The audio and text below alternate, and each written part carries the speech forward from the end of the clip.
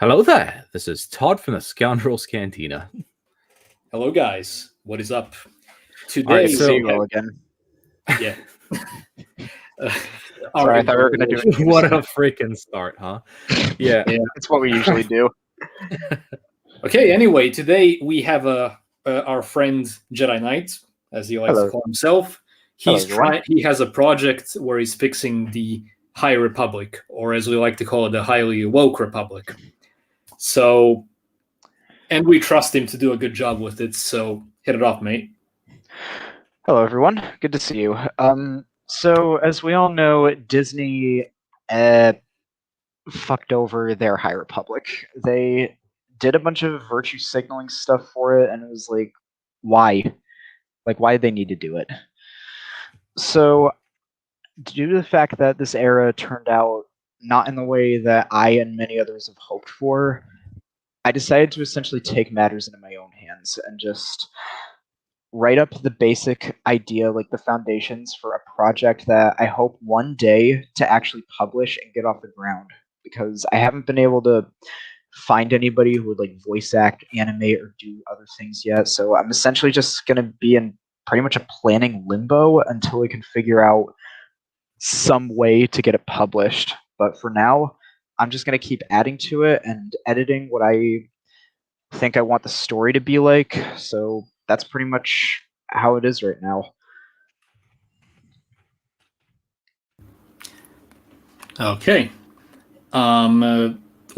Generally, what were your thoughts on the High Republic when it came out? Like the first images that we ever got. Well, back in April, which they released the first images of characters on my birthday, actually. I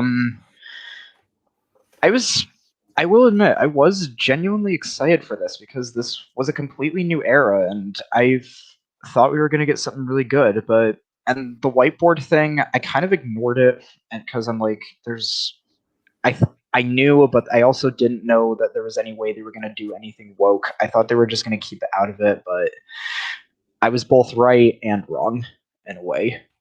So I saw more characters, images, and concept art coming out. I've been seeing all the new characters and lightsabers and ships and all that, and I was getting more and more like positive. Like I thought maybe that this could be good. But then what ruined it for me was the launch trailer that happened when they released them, and I just saw some of the new images for like the books and characters. I'm like, wait, what are you doing? And then it just slowly started. The candle essentially started dimming, and it just started getting less and less brighter. I'm not good at wording things, but let's just say that when the whole thing with two of the characters that I'm using in my thing was revealed back in March, it just went into the shitter. Yeah. And that's pretty much how it went. Me and Todd actually did we already did a live stream on this like half a year ago, basically talking about how it's a complete and utter failure. Mm-hmm. But I remember the very first designs. Like with Disney, it's always a possibility that it's going to be, constant virtue signaling and wokeness times two. But and when the first images came out with the golden cream robes, that honestly caught my attention because the design was really good, by my opinion. It really felt nice, but to me, as it's always there, I always feel like they're going to screw it up, and that's precisely what they did. Although they did it to a much higher degree than I expected could be done. Honestly, yeah. I think the main problem is that it's the writers. Like, there's a couple that actually did produce some good stuff, but then put what in it. And then there was one that I actually thought did a pretty good job, although his first book, which released, was all over the place. Mm-hmm. And the thing is, actually, when we did that video, like, I just remember the comments of people saying, like, I mean, it's always like that. Let's be honest, man. Like, ever since Disney took over and we, started doing our videos for that, like, there were always people against us for that stuff. But when we said the thing about the High Republic, that it's going to be woke and that, we know how it's gonna turn out and stuff like that. And people were always saying like, "Hey, like give it a chance. Like you didn't even see it. Like I don't freaking have to see it. I've Yeah. seen it too many times, man." They've kind of been spoiling it to some degree in ways. Like they've been releasing early excerpts and stuff, and it was just like, why? Oh well. No, the thing is, at this point, after 5 or 6 years of watching Disney degrade Star Wars yearly, and actually on a monthly basis to some degree, we're already used to everything being a complete failure, with Star Wars, and it being horribly wrong. Like the Marvel Comics wrong. That's to what degree it goes to. So it wasn't really a surprise to us at all. We kind of expected it, and as soon as we saw the whiteboard in the trailer, that said everything we needed to know, because it was obvious to us from the start that the writers, generally Disney, they're not interested in telling a good story with good characters. It was always going to be about propaganda, about Hollywood bullshit, SJW propaganda, or whatever you want to call it. Not important. I mean, the characters. Sorry, Todd. Go ahead. Yeah, the thing I wanted to say is, in that trailer, I think they showed the whiteboard like 3 freaking times. No, I think each one was a different one actually, or something like that. Dinosaurs. I just freaking remember that. Yeah, they put diversity like 2 or 3 times, despite it being something pretty obvious. Like we just imagine the Mos Eisley Cantina in The New Hope. Isn't it quite obvious? You don't even have to say it. It's idiotic beyond belief to repeat those bullshit statements like they did. Yeah. Oh well, that was then. We're in now. So that's what I usually say. Like we're in. That was then. We're in now. Yeah. So what do you have planned for your rewriting of the High Republic, or just scrapping it, or what are you planning to do with it? Okay, so let's go over a big thing that I'm doing, which actually, before I continue, could I just say something? Yeah, go on. Anybody in the comments right now, if you want to come on, and if you're in like the Discord server or something, come join us. Like, I'm happy to talk to you. Like, then again, we all are. Here's the link. I just put it in the chat. If you guys want to hop in and just use the link, and anyone's welcome. You. Definitely. So wait, hold on. Someone pinned a comment. Diamond 360. The problem is that Claudia, she doesn't care about Star Wars, and she wrote. Yeah, that one was weird. Like, I feel like she was trying to make it more like Star Trek in a way, and then instead of Star Wars. You know, like, what's interesting? The main character was good, but like at least from what I saw in the reviews, but the overall premise of the story was just like meh. You know, about Claudia Gray, I remember she wrote some Warcraft books, because I'm also a big fan of World of Warcraft and generally that universe. Simply because of the way Blizzard was doing things, let's say five years ago and much further back. She really did a good job with some books. Yeah, the thing with Claudia is that there appear to be 2 sides to her. One is that outside of like, there's a difference between her social media life and then just her personal life. And her personal life and her writing, she seems like a genuinely nice person who can actually make great stuff. But when she's on social media, that's like a completely different story. Then it just starts turning into a whole thing that we're in now.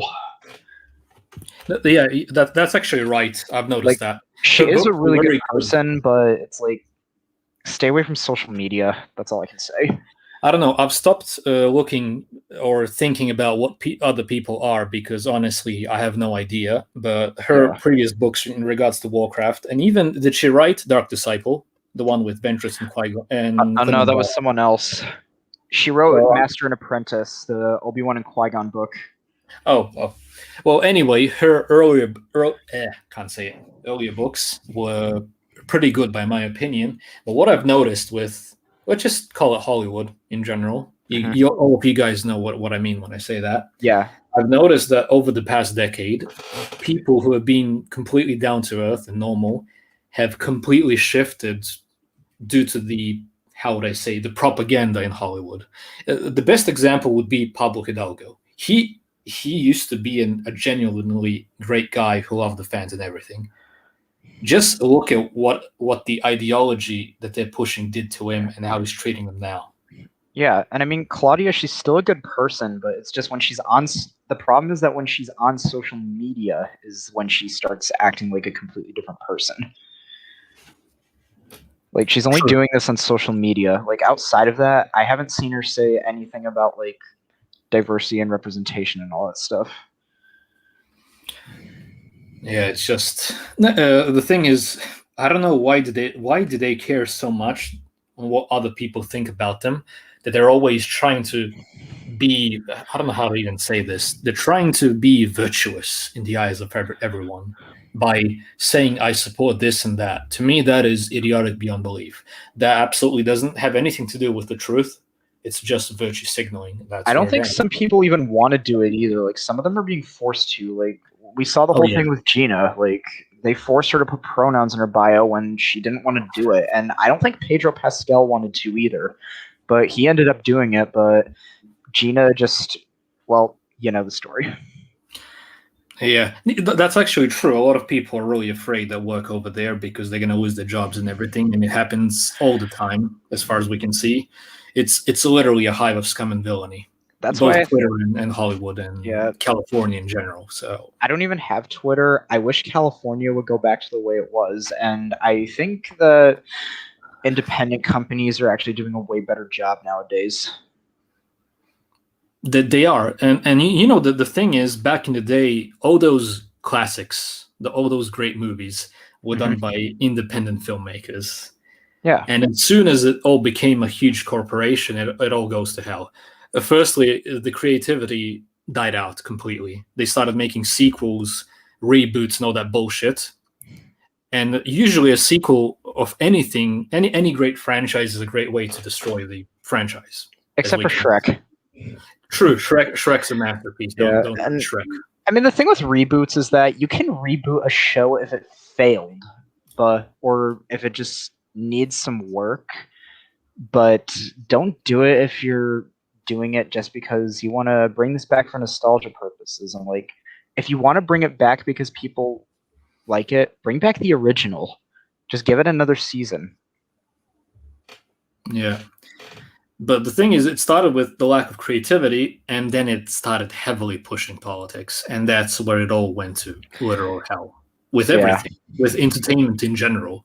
It's, to me, most games have become unplayable. Most TV shows have become unwatchable.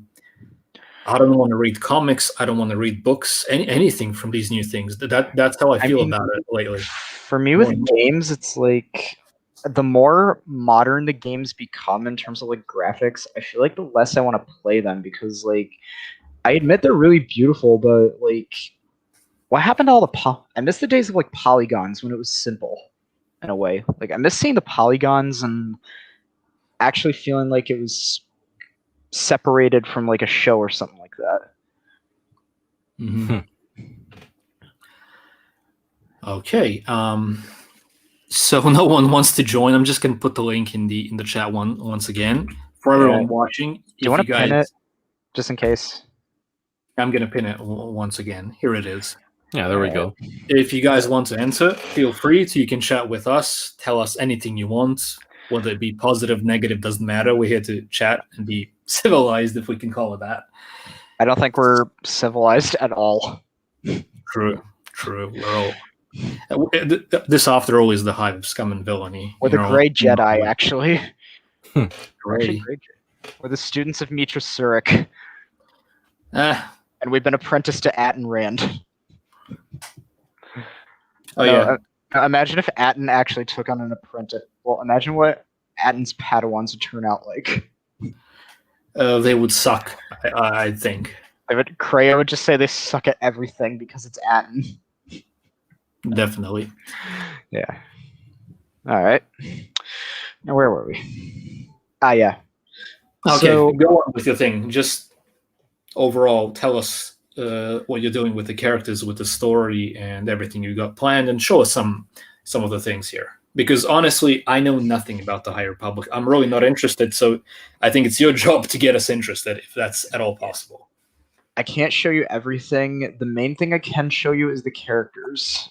So right now, so here are the so what I'm doing is basically just trying to use like characters from Disney canon that I think would actually work, and I need to give them like changes. Some are good, but some, well, not good, but like some are minor, but some are pretty major. Like with the twins per se that we know, I have to give them major changes because mainly some a little bit in their design, but mainly in their wiki bio, and if you know what I mean.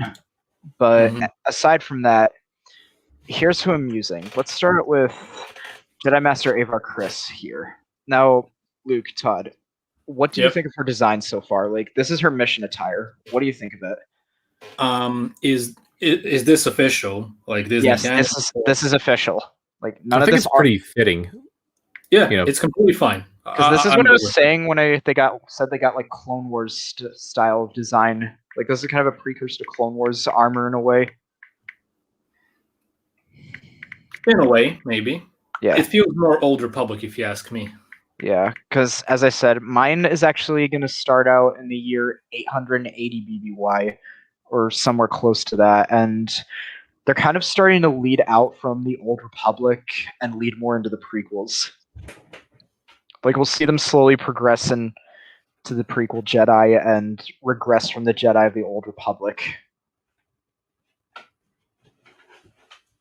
So yeah, and I couldn't find a really good image of her lightsaber, but essentially what it is, it's kind of a crossguard. It has a metal crossguard on it that kind of curves a little, and it's got a green blade. mm-hmm. And that's pretty much the simplest way I can tell you guys that.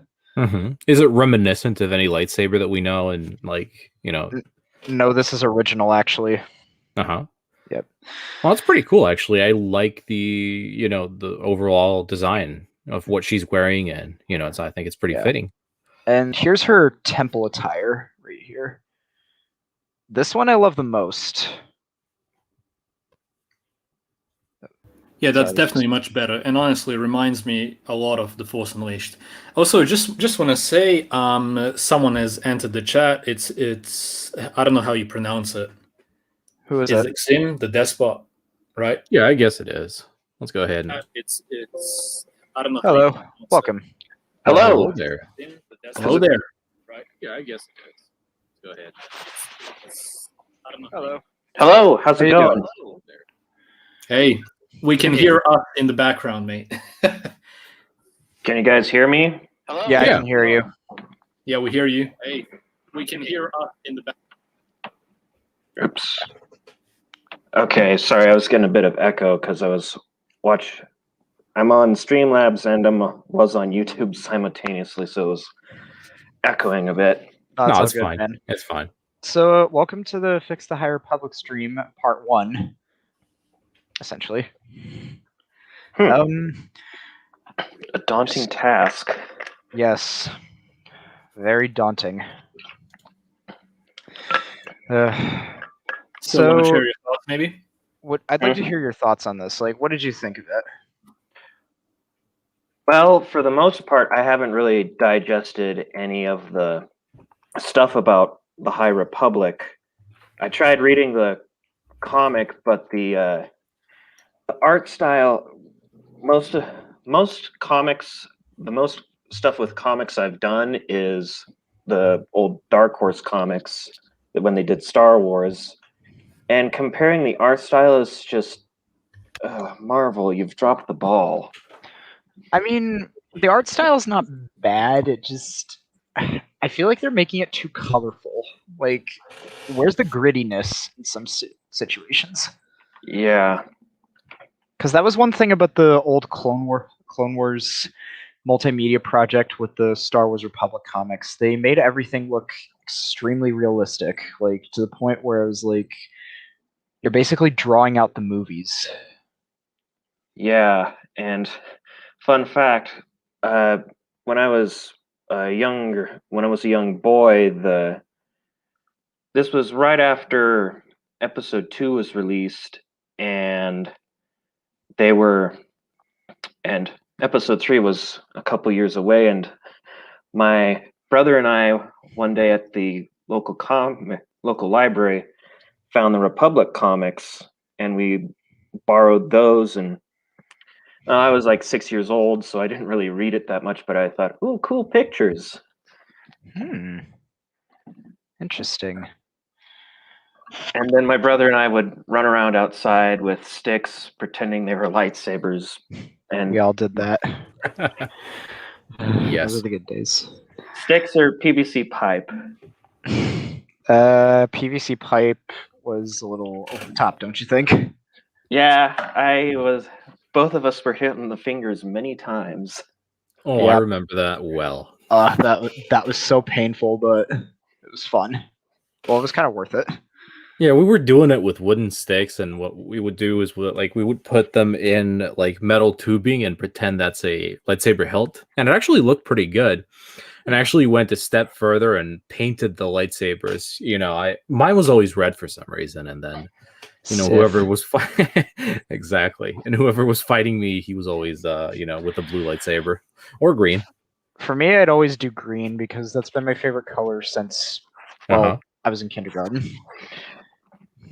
Whenever I think of a Jedi original character, I always think of him having a blue lightsaber because we got those plastic toy lightsabers that were kind of big, and after a while, when plastic wears, it kind of gets the color gets faded, and it was a blue lightsaber. It was actually the same hilt design as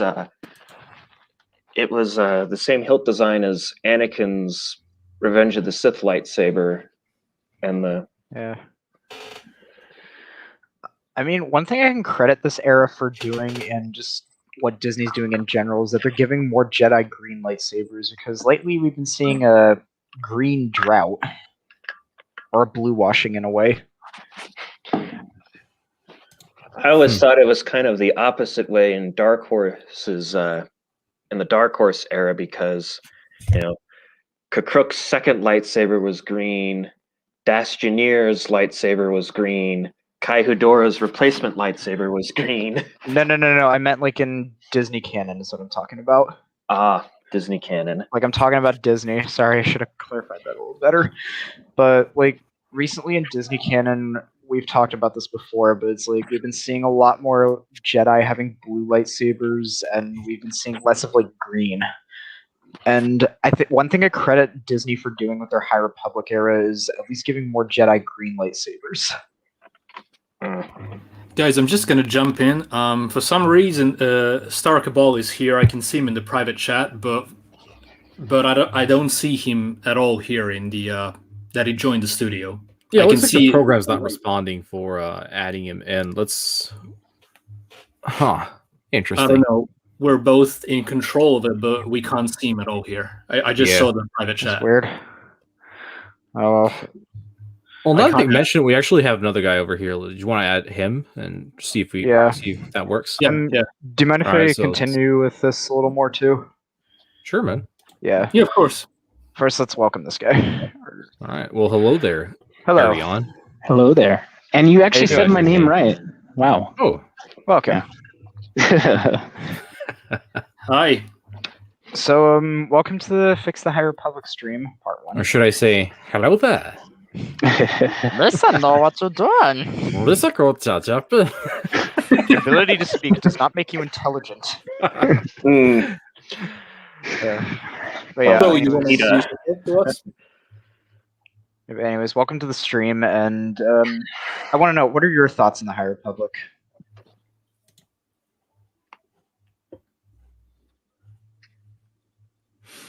You there? Sorry, I was on mute. So man, this is hard for me because it just seems like they're trying to push a villain or villains, Marcion, and it doesn't seem like it's very enticing.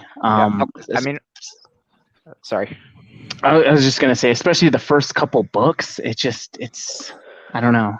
I don't know what it is, man. I mean, Marcion Rowe, I'll get to him in a minute, I'll get to him later, but honestly, I thought he was a little bit intimidating, and spoiler alert, they actually revealed his face recently. Yeah. I just don't know why I'm just so. I've read all of the books, the comics, and everything, and I just don't understand why I don't like it as much as maybe I should. There's something about it. Maybe it's just because they're new characters. Maybe it's just, hey, this is the calm before the storm. I'm not exactly. I can't put my finger on it. I think the main problem is that I can divide it into a couple things. A, it's way too close to the prequels. B, the characters, they haven't fleshed them out very well, if at all.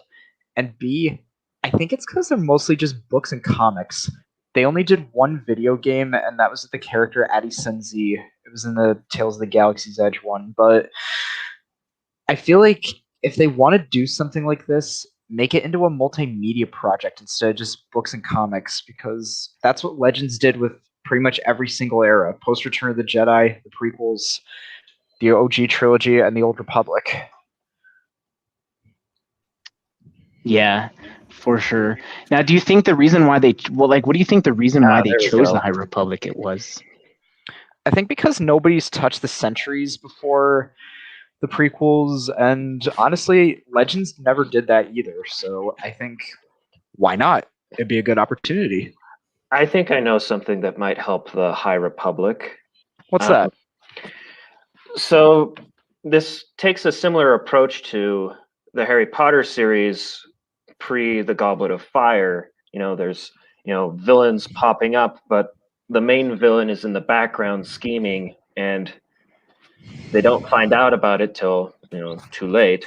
And when it's too late, that's when the prequels happen. Oh, that's pretty much what it is in my version. There's in this spot with these characters I'm using from Disney canon, those are the main villains of that spot, but this is kind of the one I'm covering because what I want to do as well is that I want to give other people a chance to tell High Republic stories as well. I want this to be for everybody. And see what you guys can come up with. Push the boundaries of creativity. Huh. Well, there was something I saw that there's a writer on fanfiction.net, and bear with me because I know fanfiction has kind of a reputation to it. Oh, God. But this one, the guy's name is Hand of Thrawn 45, and his main shtick is writing stories that tie off loose ends of stories that were canceled when Disney bought Star Wars, such as Sword of the Jedi. Or Heart of the Jedi, because I remember that got a ton of popularity a few months back when it came out. I see. Well, in one of the stories, which takes place after the second volume of Legacy, the prologue of the story, it's Darth Tenebrae and his not Tenebrae. What was Plagueis' master's name? The Tenebris. Tenebris. Yeah, it was Tenebris.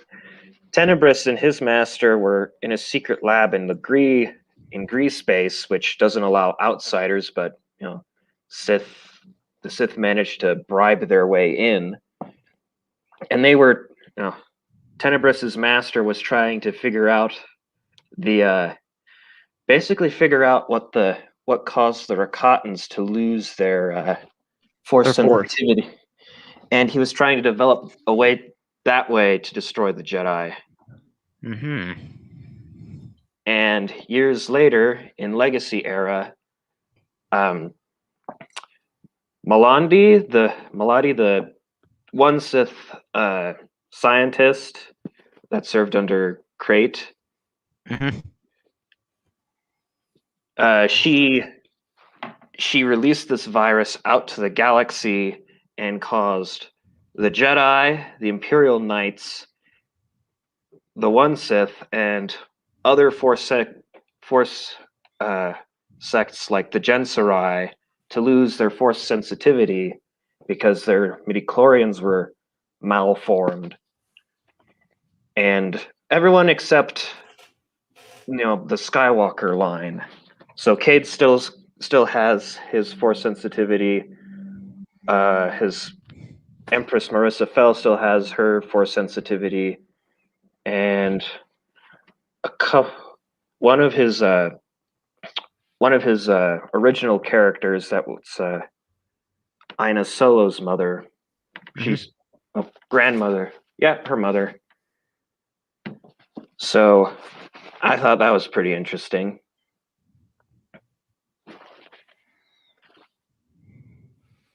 Yeah, that's pretty cool, actually. That's what's great about the speaking of like High Republics versus Legends, or even I guess you could even say the newer canon minus the High Republic, is it feels like it's like a main stage. And honestly, High Republic feels kind of like fan fiction. That's what it feels like, and maybe that's why I'm kind of iffy about it personally. Very But do you guys feel? I mean, it feels like fan fiction-y. It doesn't even feel like hey, this is like a mainline. Like you would think, if you were to rate like High Republic versus some of the main scenarios or storylines from Legends, or even the prequels or the OT, the original trilogy, you'd be like, man, like if I were to just take this all on its own, Star Wars would have never kicked off with just the High Republic. Yeah, it wouldn't have. Nope. It's just not enticing enough. It seems like one of those, it seems like a spin-off. Y'all remember that that spin-off of Friends with Joey? That's how it seems. I don't. You know what I mean? That. Yeah. So the show Friends, that sitcom. Yeah, I never watched it though. I remember when it aired on television. Yeah, so I mean, I was young, but that show was popular. I was never into it, but they tried, taking a really popular character, Joey, and they tried to make it this big thing, and it didn't. I think it aired like 6 episodes or something. It was that bad, and so that's kind of how it seems the High Republic is now. I really do think that they're gonna. It's building. Like I've noticed that since book 1, which was probably the least enticing out of all of them. It's building. It's building as much as it can. Because I mean, you're introducing new characters. You're introducing a bunch of new ships. What is that? The Jedi Starfighter called? The Vector. It was an unused piece of concept art for the ARC 170. Yeah, I mean, it's using really cool concepts. So I do think that it's kind of, they have to build upon the universe, or that part of the universe, or that era rather. And I'm okay with that, but it's going too slow for me personally. Actually, do you mind if I interrupt for a minute? Because I actually remembered something from Light of the Jedi that ties in with this. Like, it's kind of going to be a part of my thing, but it's something that's just for Marcion Row only. If I remember correctly, like, Jedi Master Loden Greatstorm, the Twi'lek Jedi, he actually gets captured, and when he's imprisoned, Marcion Row, he pulls out this weird-looking rod that looked like it had been melted and reforged over and over again. It was 3 hands long, and it had a sick purple glow to it. And apparently it's some kind of artifact. And I'm wondering, is it some kind of ancient lightsaber? Or something like that? Like a Sith artifact. I remember that as well, but I didn't really pay much It might not even be a lightsaber. It might be it could be just artifact. a fighting staff or something. Yeah, because that's what, in my version, it's a little bit of a spoiler, but it kind of, I feel like maybe I could make that into like some sort of lightsaber. Like, it would be it'd glow like this disgustingly sick type of purple and have a black core to it. Mm-hmm. Like, and it's like the dark saber. It sucks in light because, if I remember correctly in the excerpt, the light on the bridge of the Nile ship was being sucked in from to the rod in a way. Mm-hmm. Well, that was pretty cool. Yeah. Definitely something new.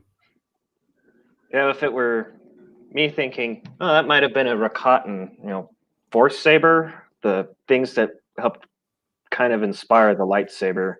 Yeah. Anyways, yeah, that was when I saw that. That was one thing that did catch me. I'm like, wait, what the hell is that thing? and then it said it was some kind of rod, and then I'm wondering, boom, that's going to be a MacGuffin for this thing. You know what I'm curious, since we've never talked to you guys before, what are your general thoughts on the vessel, for example, or Geode? I think that's a highlight of the Woke Republic. Yeah, or Sarah and Tarek, which I'll get to in a minute. You know, the Geode kind of reminded me of the shards from Legends that, you know, were sentient crystals that can communicate through electromagnetic pulses, and they've found out, oh, what happens if we put these in a droid body? Turns out they can control the droid bodies like someone piloting a mobile Gundam suit.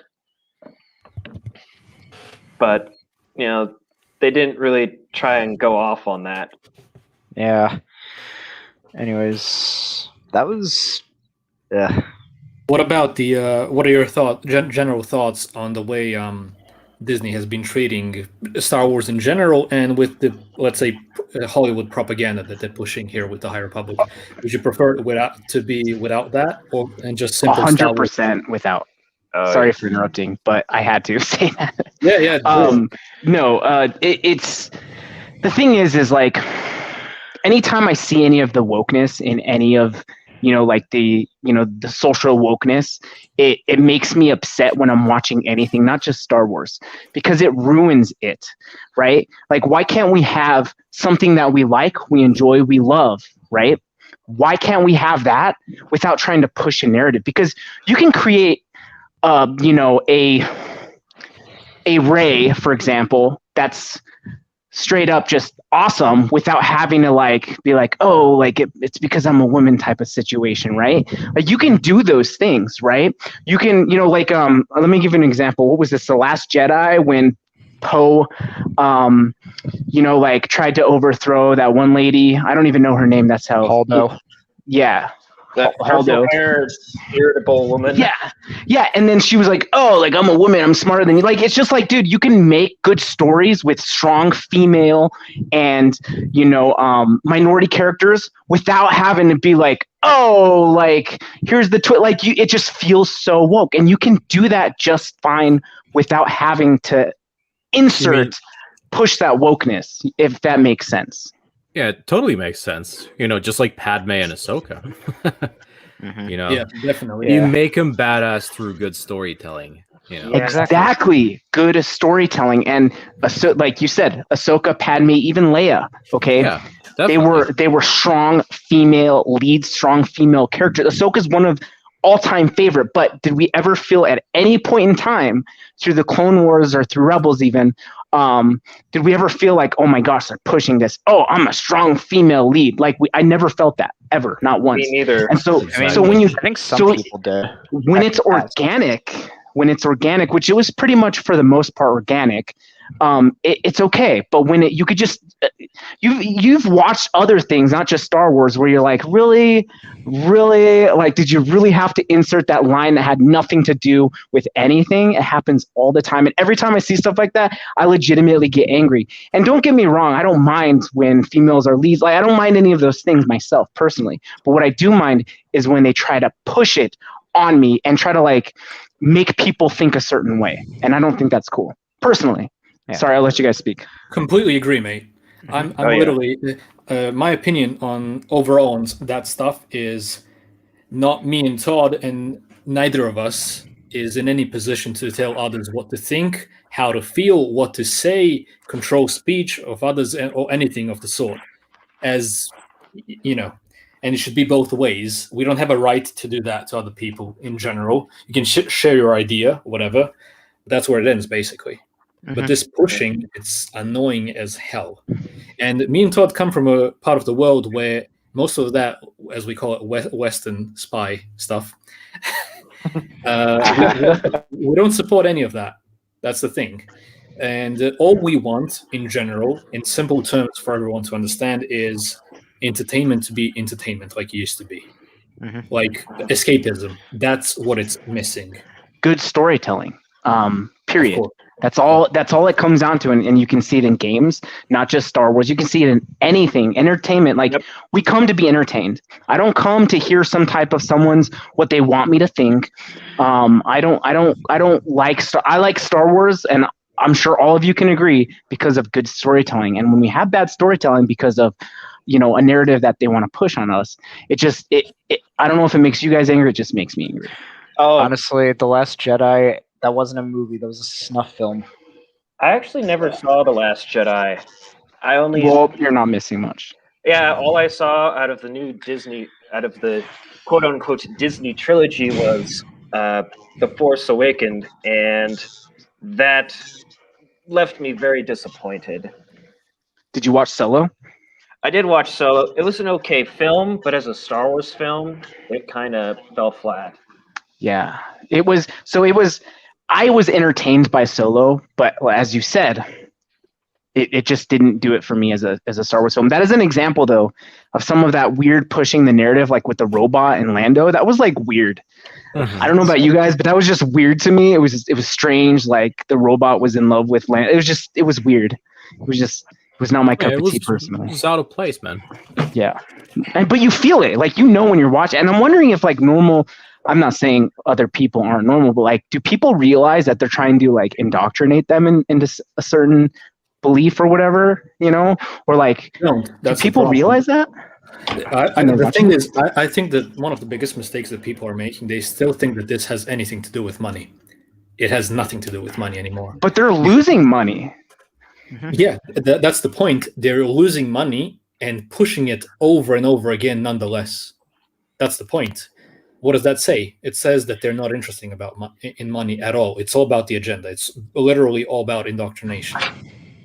Yeah. I mean, look at all those movies that win those awards. The movie award. I don't even know what they're called anymore. Oscars. Yeah, like, they're all the ones that win those movies and those TV shows. You're like, I've legitimately never heard of this movie every single time, or that TV show, or documentary, or whatever. Yeah, because I just want to make an excuse to say, oh, this, that. This person's in it because he's a minority. This thing won because it's pushing some sort of message. That stuff. Or that she was, or they're only made for people who are in the movie industry. Just as, like, kind of like how comics are now. Yeah. Oh yeah. Anyways, do you want to get back to the thing? I think we did what we usually do on the Bad Batch. All right, definitely. But before we get into it, I just want to say, I just want to address Rhino here that donated $5 and read his comment. So, nice. First of all, thank you for the $5. And now for your comment, I hate to bring up Tales of the Jedi, but how do you read this? Nomi Sunrider was a great female character. Yes. I didn't want to butcher her name. Yeah, agreed. Yeah, Nomi was awesome. In fact, the best written character in Star Wars is Kreia. She's an old lady. Oh yeah, Kreia is magnificent. Kreia is a work of art. You cannot call yourself a fan until you play KOTOR 2. The thing is, me and Todd have been planning on making a Kreia video remake, but the thing is, whatever I write from the scripts, it just doesn't feel good enough. Yeah, it doesn't feel complete. She's just like such a big of a character, and she's got such a great story and such a great philosophy. It's just like, I don't think you can fit it into even like a 15-minute video. I think you need a lot more time for her. Well, there's a video with a few million views on Kreia, her conundrums. I think it has enough. I think it was Papiato Quinn. There's a guy named Papiato Quinn, or how do you pronounce his name? I know that guy. Conundrums and 100% Star Wars did a few videos. Shout out to both of them. Oh yeah, I've actually noticed him as well. Has a lot of great KOTOR vids. That's for sure. Pablo also has pretty good Fallout New Vegas stuff, and I'm a pretty big Fallout fan as well as Star Wars. Yeah. Anyways, shall we get back to the task at hand? Definitely. Go ahead, mate. Go for it. All right. So now that we've got all that out of the way, I wanted to say thank you guys for sharing your thoughts. It's good to know. Anyways, so far I've discussed Jedi Master Ava Chris here. I wanted to say we already talked about her mission attire and how it's got some Clone Wars-esque designs. Is that which one is the original, or what? official art? These are the official artwork pieces. Oh, I don't have the originals, mainly because I thought the originals looked a little, well, with a couple exceptions. I just thought the originals of some of them looked, well, ugly to some degree. But then again, it's just concept art. It's supposed to be like a crude sketch. But yeah, this is her mission attire that she has, which I really love the gold, yellow, cream, and white robes. In a way, it kind of reminds me of ancient Rome or Greece in a way. reminds me of SWTOR. Yeah. Kind of the same Definitely. aesthetic. Yeah. Although I think it also reminds me of Starkiller's Force Unleashed ceremonial robes, for example, and also the Jedi Temple Gods. Yeah. Yeah, it's like a mix in between that, because like I'm pretty sure like before the stream started, we were talking about that, about Starkiller's ceremonial robes. They just look great. Dude, Starkiller is such a great character. Yeah, it's just Avar. She spawned a lot of controversy when she was first announced because people were saying that she looked a lot like Brie Larson, which I wouldn't say she does, but in a way I do kind of see it. But yeah, and her original piece of concept art looked too masculine in a way. That's the problem. You know, they're pushing the agenda there as well, because they claim there's no difference between a man and a woman, and that's obviously a lie. Yeah. But with this is the Avar Chris I'm using because she's a little more feminine, and I like her hair and how it looks. Plus, she's got that neat tiara on her, and I decided to give it a little bit of symbolism in my version, which I'll go over probably if we do a part 2, because there's a lot to cover with this kind of stuff. I can't fit everything into tonight, but I'll just discuss this if that's all right with you guys, right? Yeah. Go on. Yeah, we can always do other parts. So, anyways, the next character I want to discuss is one of her close friends, Stellan Geos. These robes actually look pretty well for mission robes. Reminds me of Keanu Reeves. In Same time. Basically, no, I love how people basically just take Keanu Reeves' face and just put it on Revan, which in a way he kind of does look like him. It suits him the most, honestly. If they weren't woke, Disney in general, and if they were doing a Revan movie based on the EU, like purely on the EU, he would have been Revan 100%. Yeah, but yeah, I think we've all seen Stellan's lightsaber with the crossguard and the quillins on it. The metal crossguard, right? The metal crossguard that had the mini blades, lightsaber blades on it.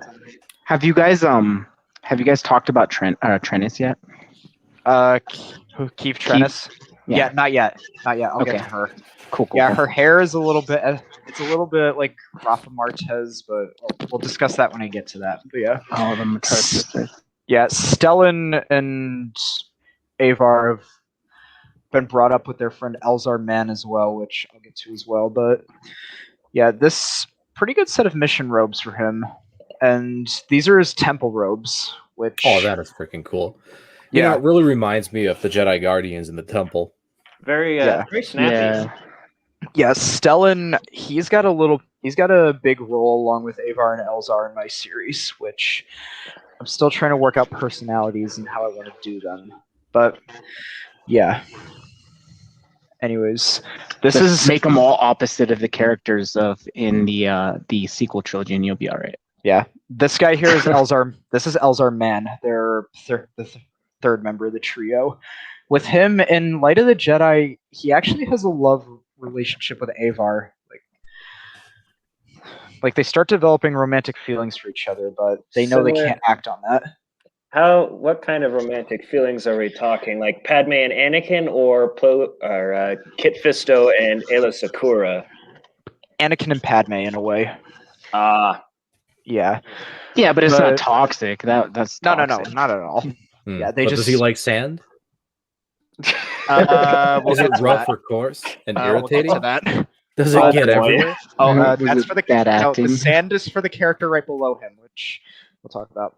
But yeah, Elzar, I couldn't find many images of him. This was really the only one that could actually pop up for him. So yeah, he's got a really big role as well in the series, where he and Avar actually something happens to both of them, and Stellan has to find a way to save them.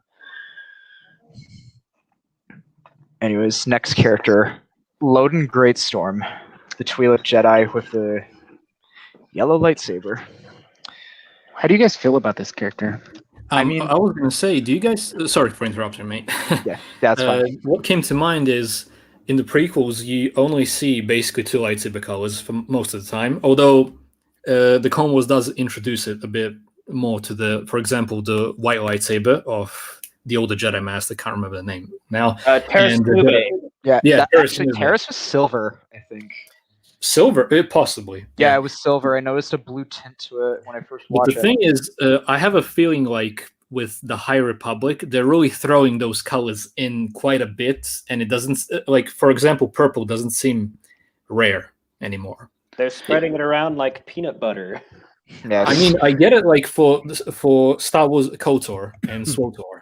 I get that you have more lightsaber colors then. It's like 4,000 years before the prequels. But this is just... I mean, I like the design here. It's okay. But if it's 200 BBY, to me, that's a bit too close to throw so many colors in. Like, it's nothing.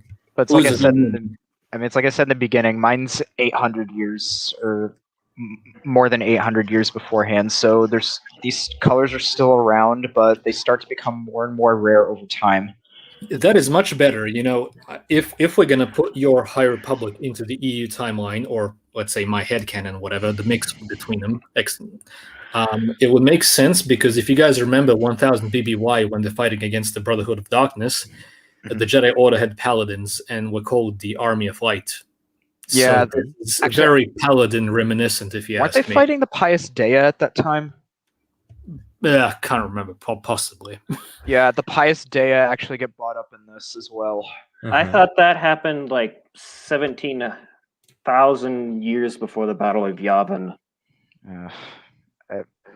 I'm still rusty on my lore. I've been out of it for a while.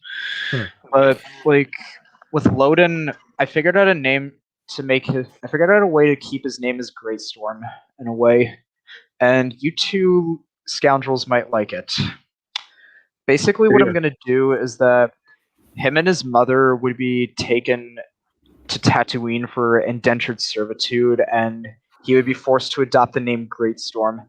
When he would turn 4, he'd be found by the Jedi Order and eventually taken in, where he would construct his yellow lightsaber and ascend to the rank of Master. What do you think? I think that's pretty cool. Yeah, because and I feel like when you mention it, I should bring up sand at some point. I should. But yeah, like, I know his robes are really long, but what do you think of it overall? I mean, it's fitting, man. It's fitting, but he's gonna trip. The thing is, like, all the designs I've seen so far, I like it so far. Honestly, design-wise, they're trying to push the whole men wear dresses thing, but men in Star Wars actually wear dresses cooler. It kind of reminds me of the stereotypical fantasy wizard robes. Mm-hmm. Yeah, I was gonna say, like, he looks kind of like more of a monk, and like how the monks in the time of the Anglo-Saxons would wear robes like that. Like, yeah, but the thing is, like, it's been done before. That's one thing, and then also, like, maybe he's not like a Jedi battle master. You know, he's not combat focused. He's more focused on the Force. Yeah, I have a battle fitting. I have a battle master in mine version as well. Well, one of my OG characters is the battle master. Yeah. And like, if you're gonna make a battle master, definitely like not a skirt. It has to be, you know, something that's usable in combat. Yeah, the battle master in this time is a female human. I'm trying to remember what her name was, but she basically wields an orange lightsaber with the metal and lightsaber type crossguard that Stellan has.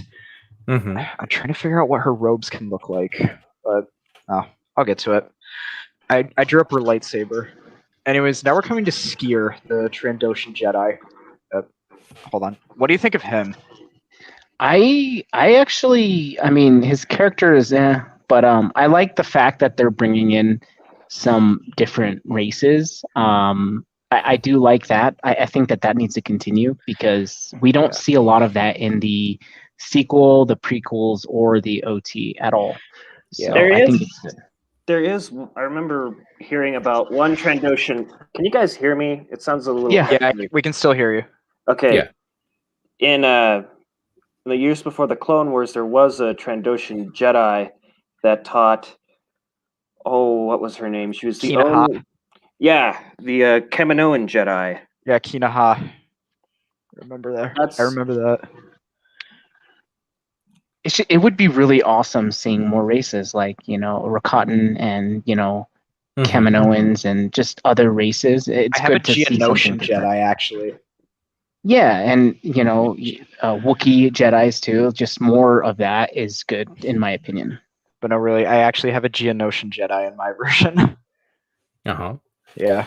Anyways, Skier, the way I envision him in my version is, I mean, yeah, he's kind of like really big in terms of length and width wise, but it's kind of fitting of his personality. Like he's more of like the dad of the group in a way.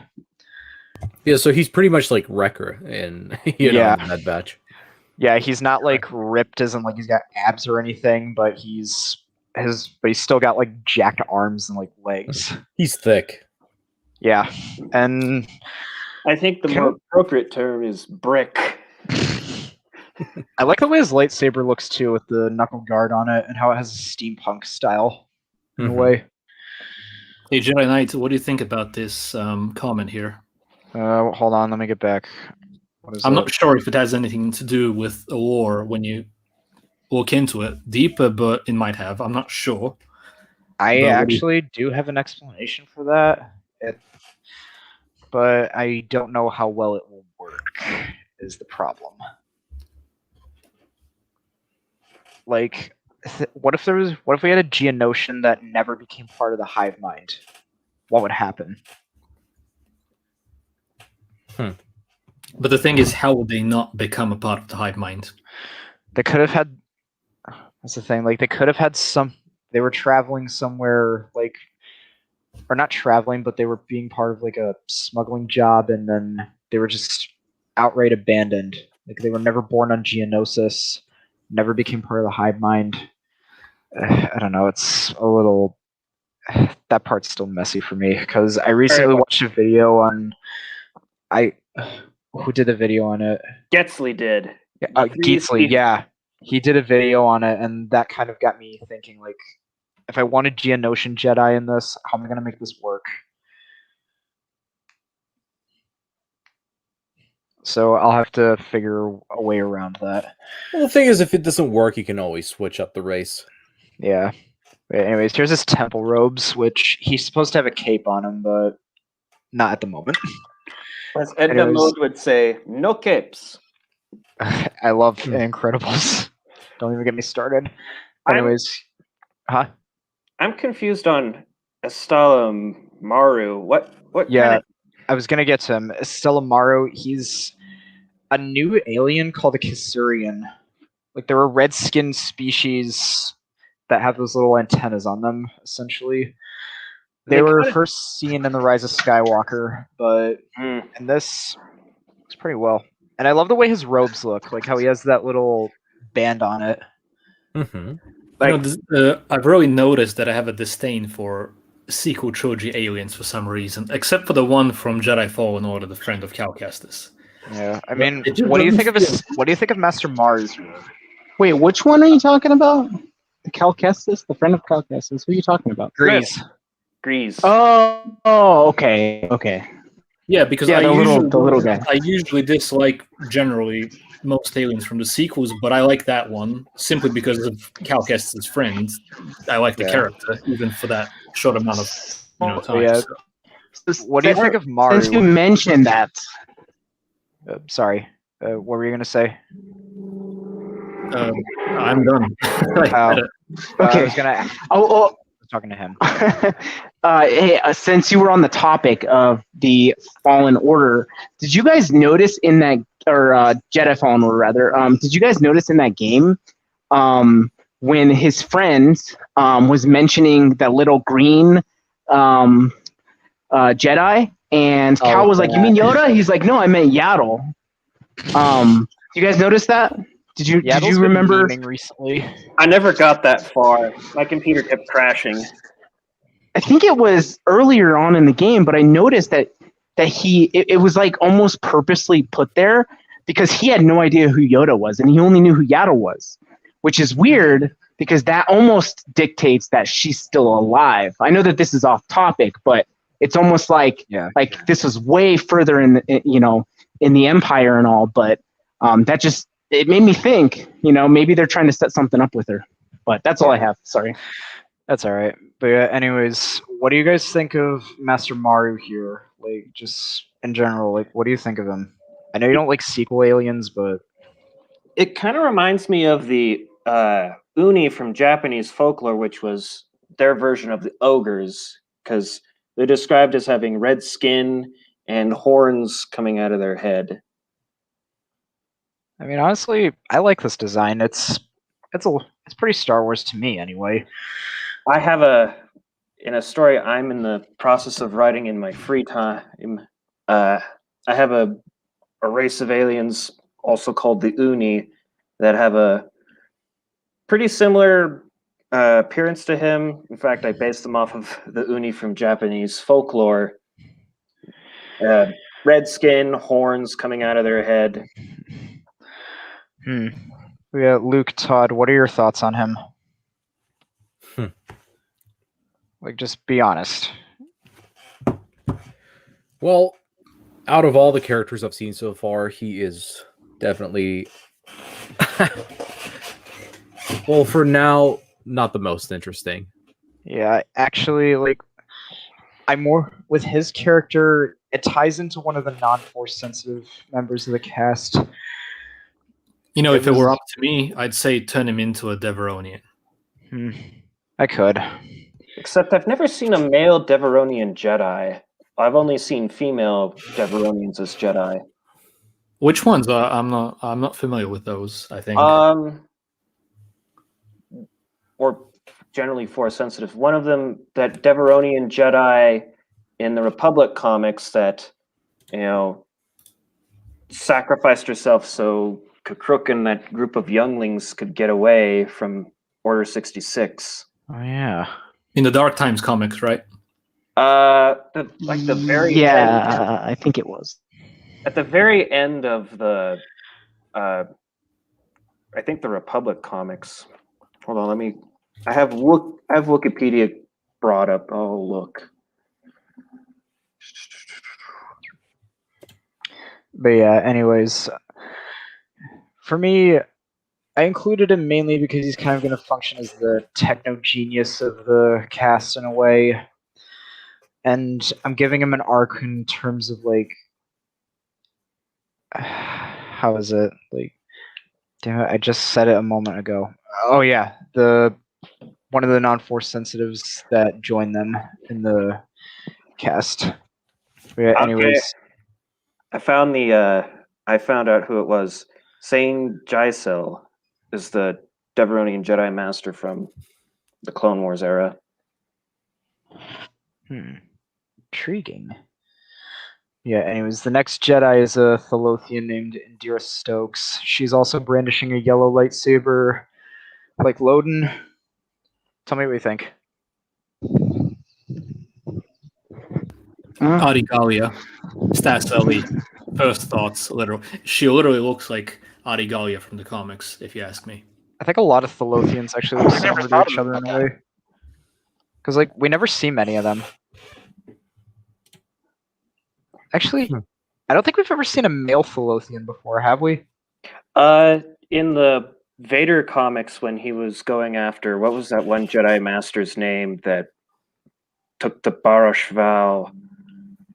He's hiding out on, I think, their home world, and there was a male member of the species. I may have to look into that, because I thought I saw something like that once before. But yeah, anyways, here is Jedi Master Arkoff, one of the Wookiee Jedi I'm using in this. There's going to be 2 Wookiees around in this era. Mm-hmm. Braided hair reminds me of Vikings. Yeah. Is it Zorba the Hutt or something like that? The father of Jabba. That's what it reminds me of. He has those braids in his... He has a beard, the Hutt. Yeah, Father of Jabba. weird. That's what it reminds me. That's Is it weird. yeah. With him, he's kind of like the grandfather that everybody gives a damn about. He's like Davy Jones has this similar style of the beard when you see his human form, for example. Yeah. Hmm. I'm still trying to figure out what his lightsaber color is because I don't think I've seen it yet. In fact, I won't see it for a while. But yeah, anyways, here's the Grand Master at the time. Patre Vitar, or however you pronounce it. What exactly is he supposed to be? It was, what was it? They're in Legends. They're in Legends. They're on the, what was it? I'm drawing a blank on the name. Here, type him in and see what comes up, because I remember seeing it once before. What was the name again? Here. Oh, sorry. Yeah, Yoda included, just because why not? We all know Yoda.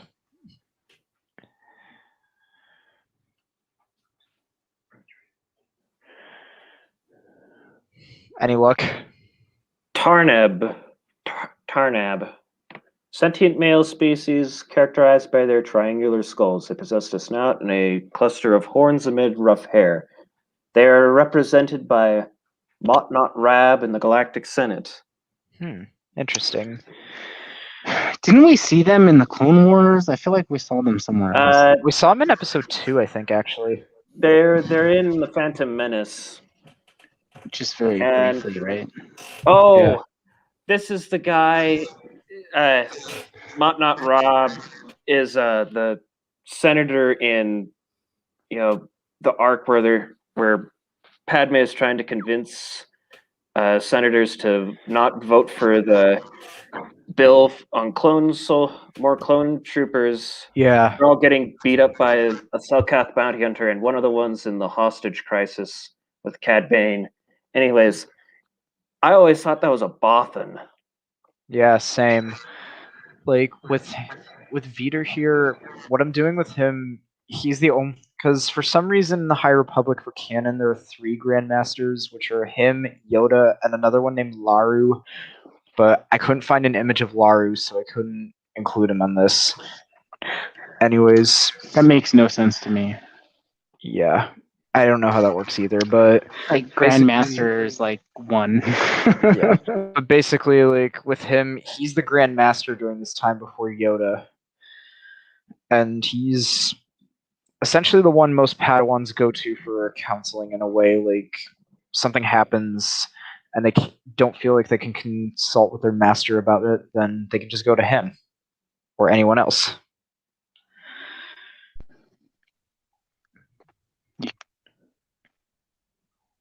What do you guys think of that? Big man.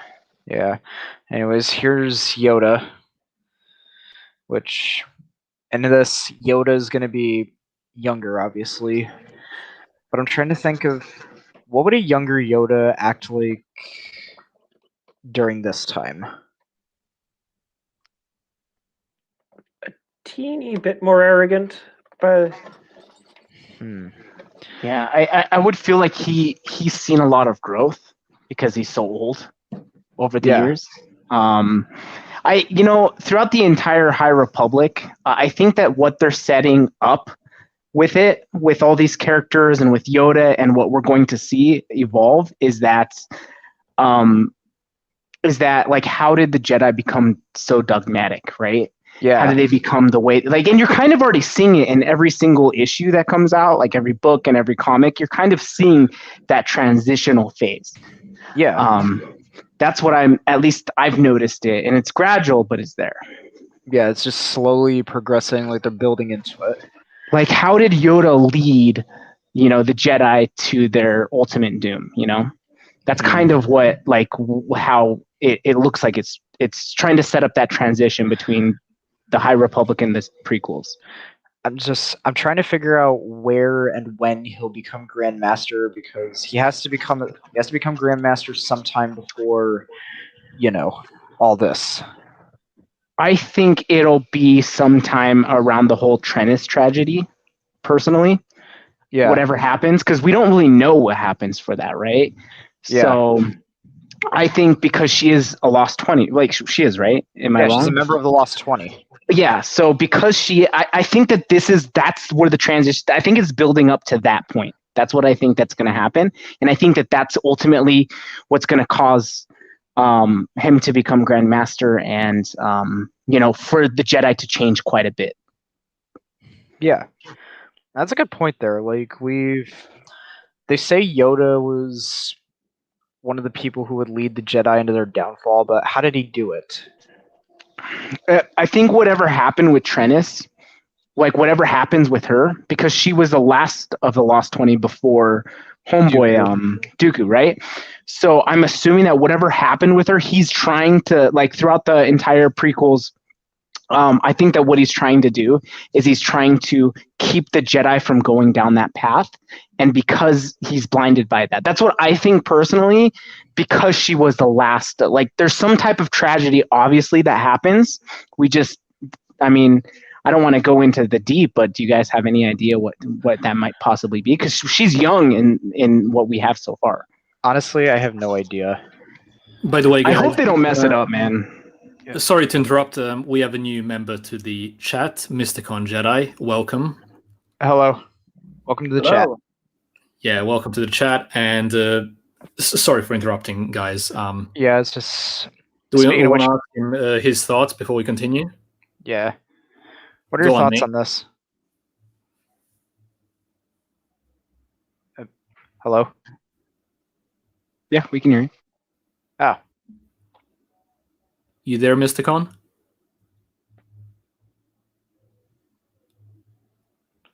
When he gets on, go on. Yeah.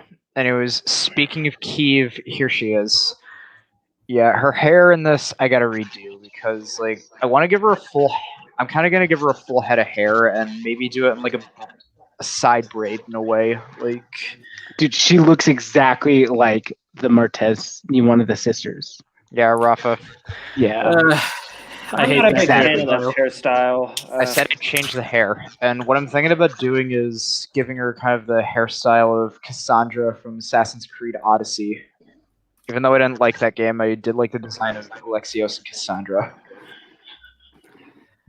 I don't know. Every time I see that hair, all that comes to mind. SJWs, dude. Yes, yeah, the typical crap. Dude, the colored hair or like that half-shaved head, it's just, I don't know. Yeah.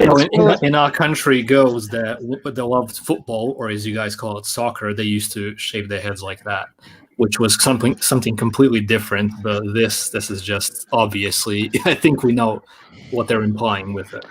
It's Yeah. funny. Well- It's funny. SJWs complain about appropriating stuff, yet they appropriated that hairdo from punks and soccer girls from Serbia. Yeah, Ironic, huh? Ironic. But yeah, anyways, with Kiev, she's definitely going to be more of like the main character in terms of like Jedi Knights that we focus on, because there's 3 groups that we focus on: Padawans, Knights, and Masters. And she's kind of like one of the main Knights that we focus on with this. Oh, Mr. Con's back. Oh, welcome Hello back. there. I think I'm Welcome ready. back. Are you ready? Yeah, I'm ready.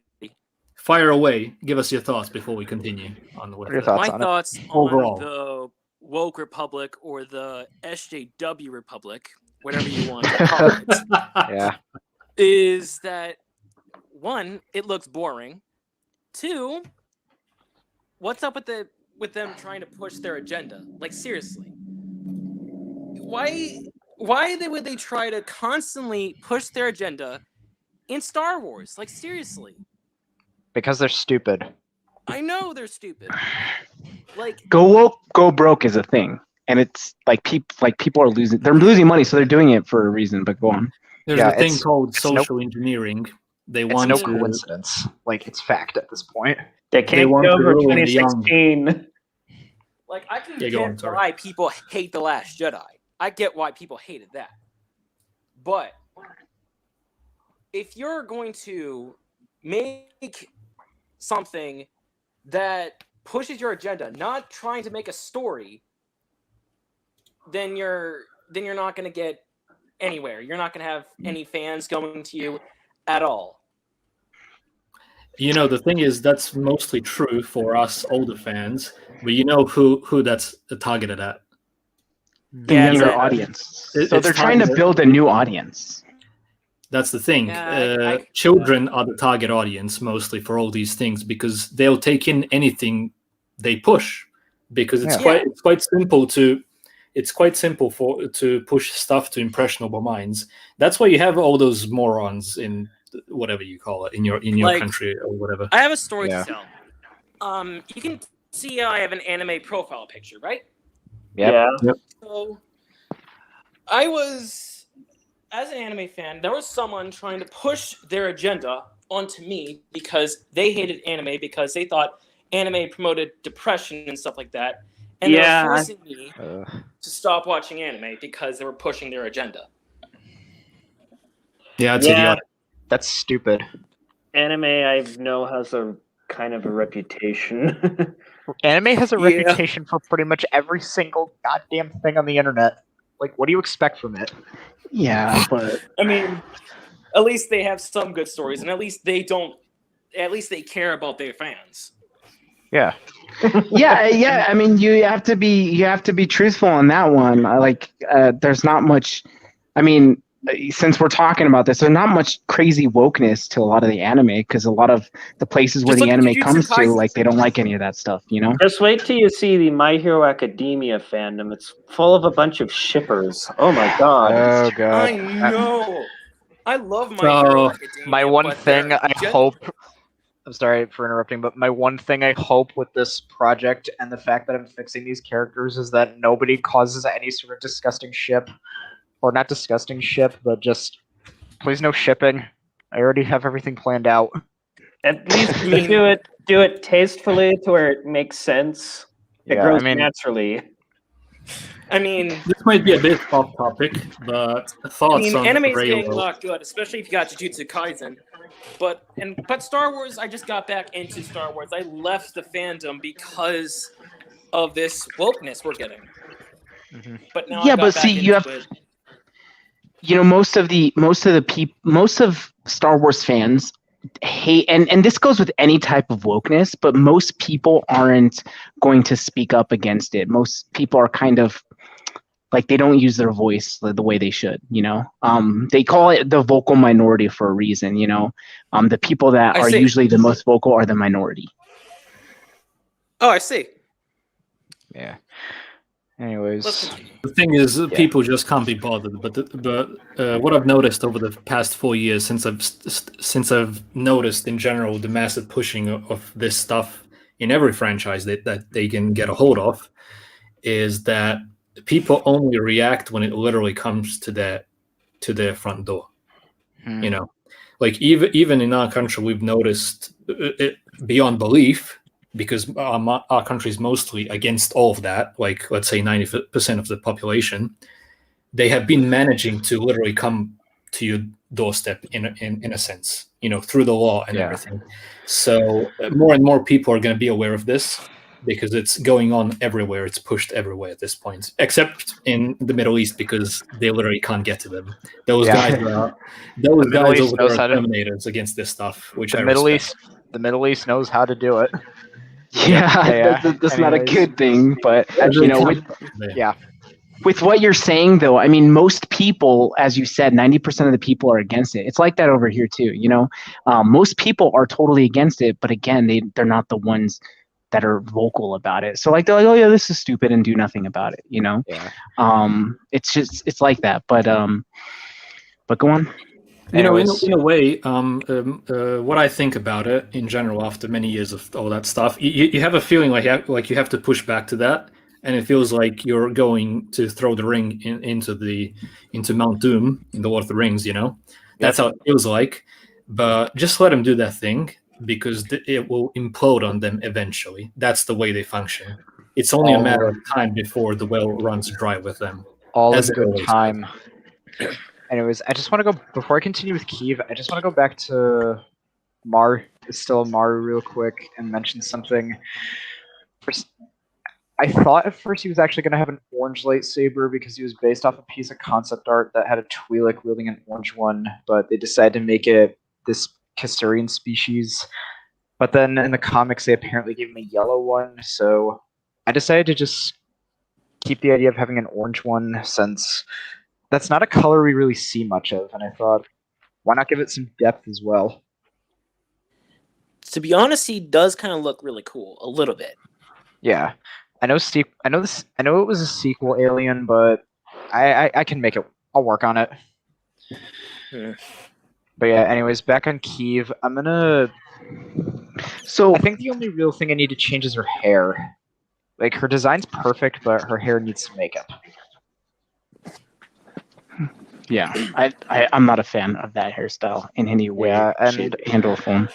The best part is that she's wielding a split saber that's actually green bladed too. So yeah, I'm a sucker for green blades.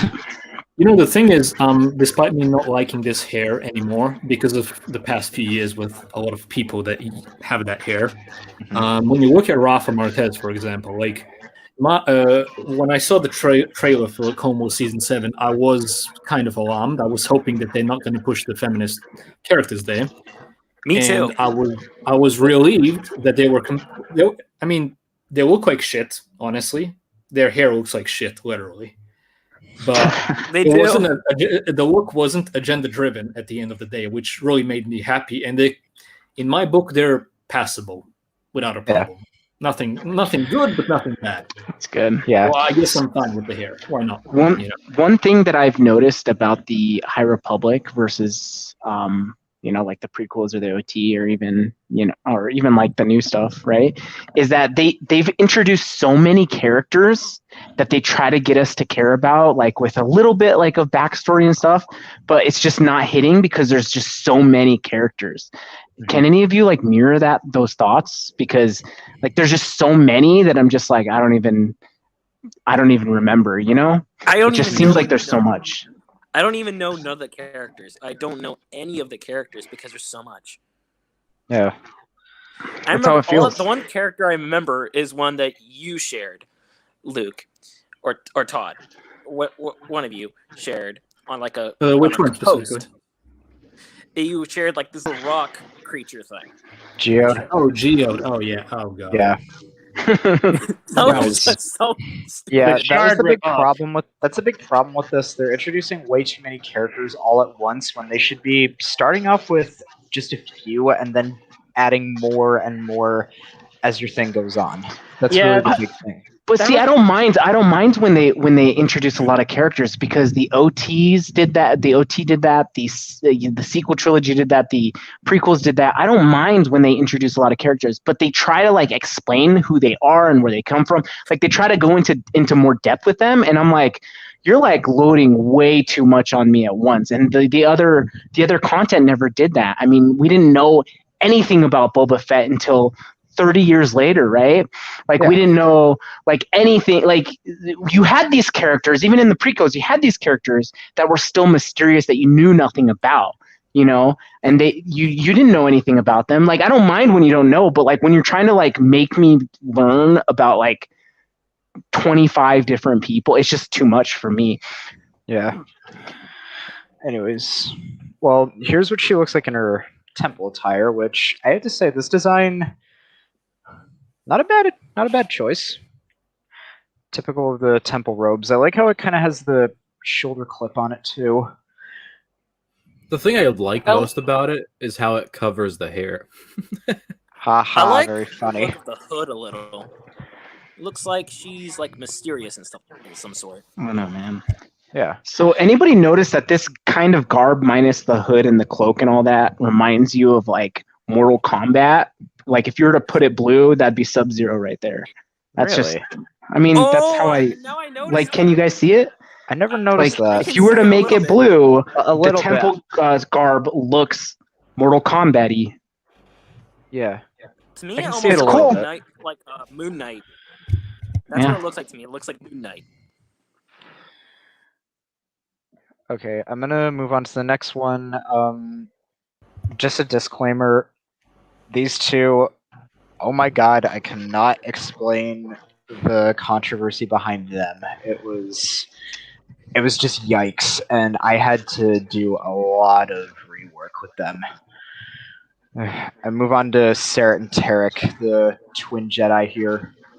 And honestly, I like these robes that they're wearing better because you can actually tell which one's which. And, well, I think they have a decent idea for a species, because in this, they're part of a species called Kotabi, but at first, I thought they were Barns. Like, I literally thought they were Barns at first. Yeah, they look like they're in. If they weren't on Barnes, they'd look like they need a serious case of a tan. Yeah. But yeah, the whole controversy around them that I talk about was so big is because they were quote unquote trans non-binary, which in this, I never envisioned them that way. I always envision them as just twin brothers. That's it. The thing is, I don't even know what the hell that's supposed to mean. It means nothing.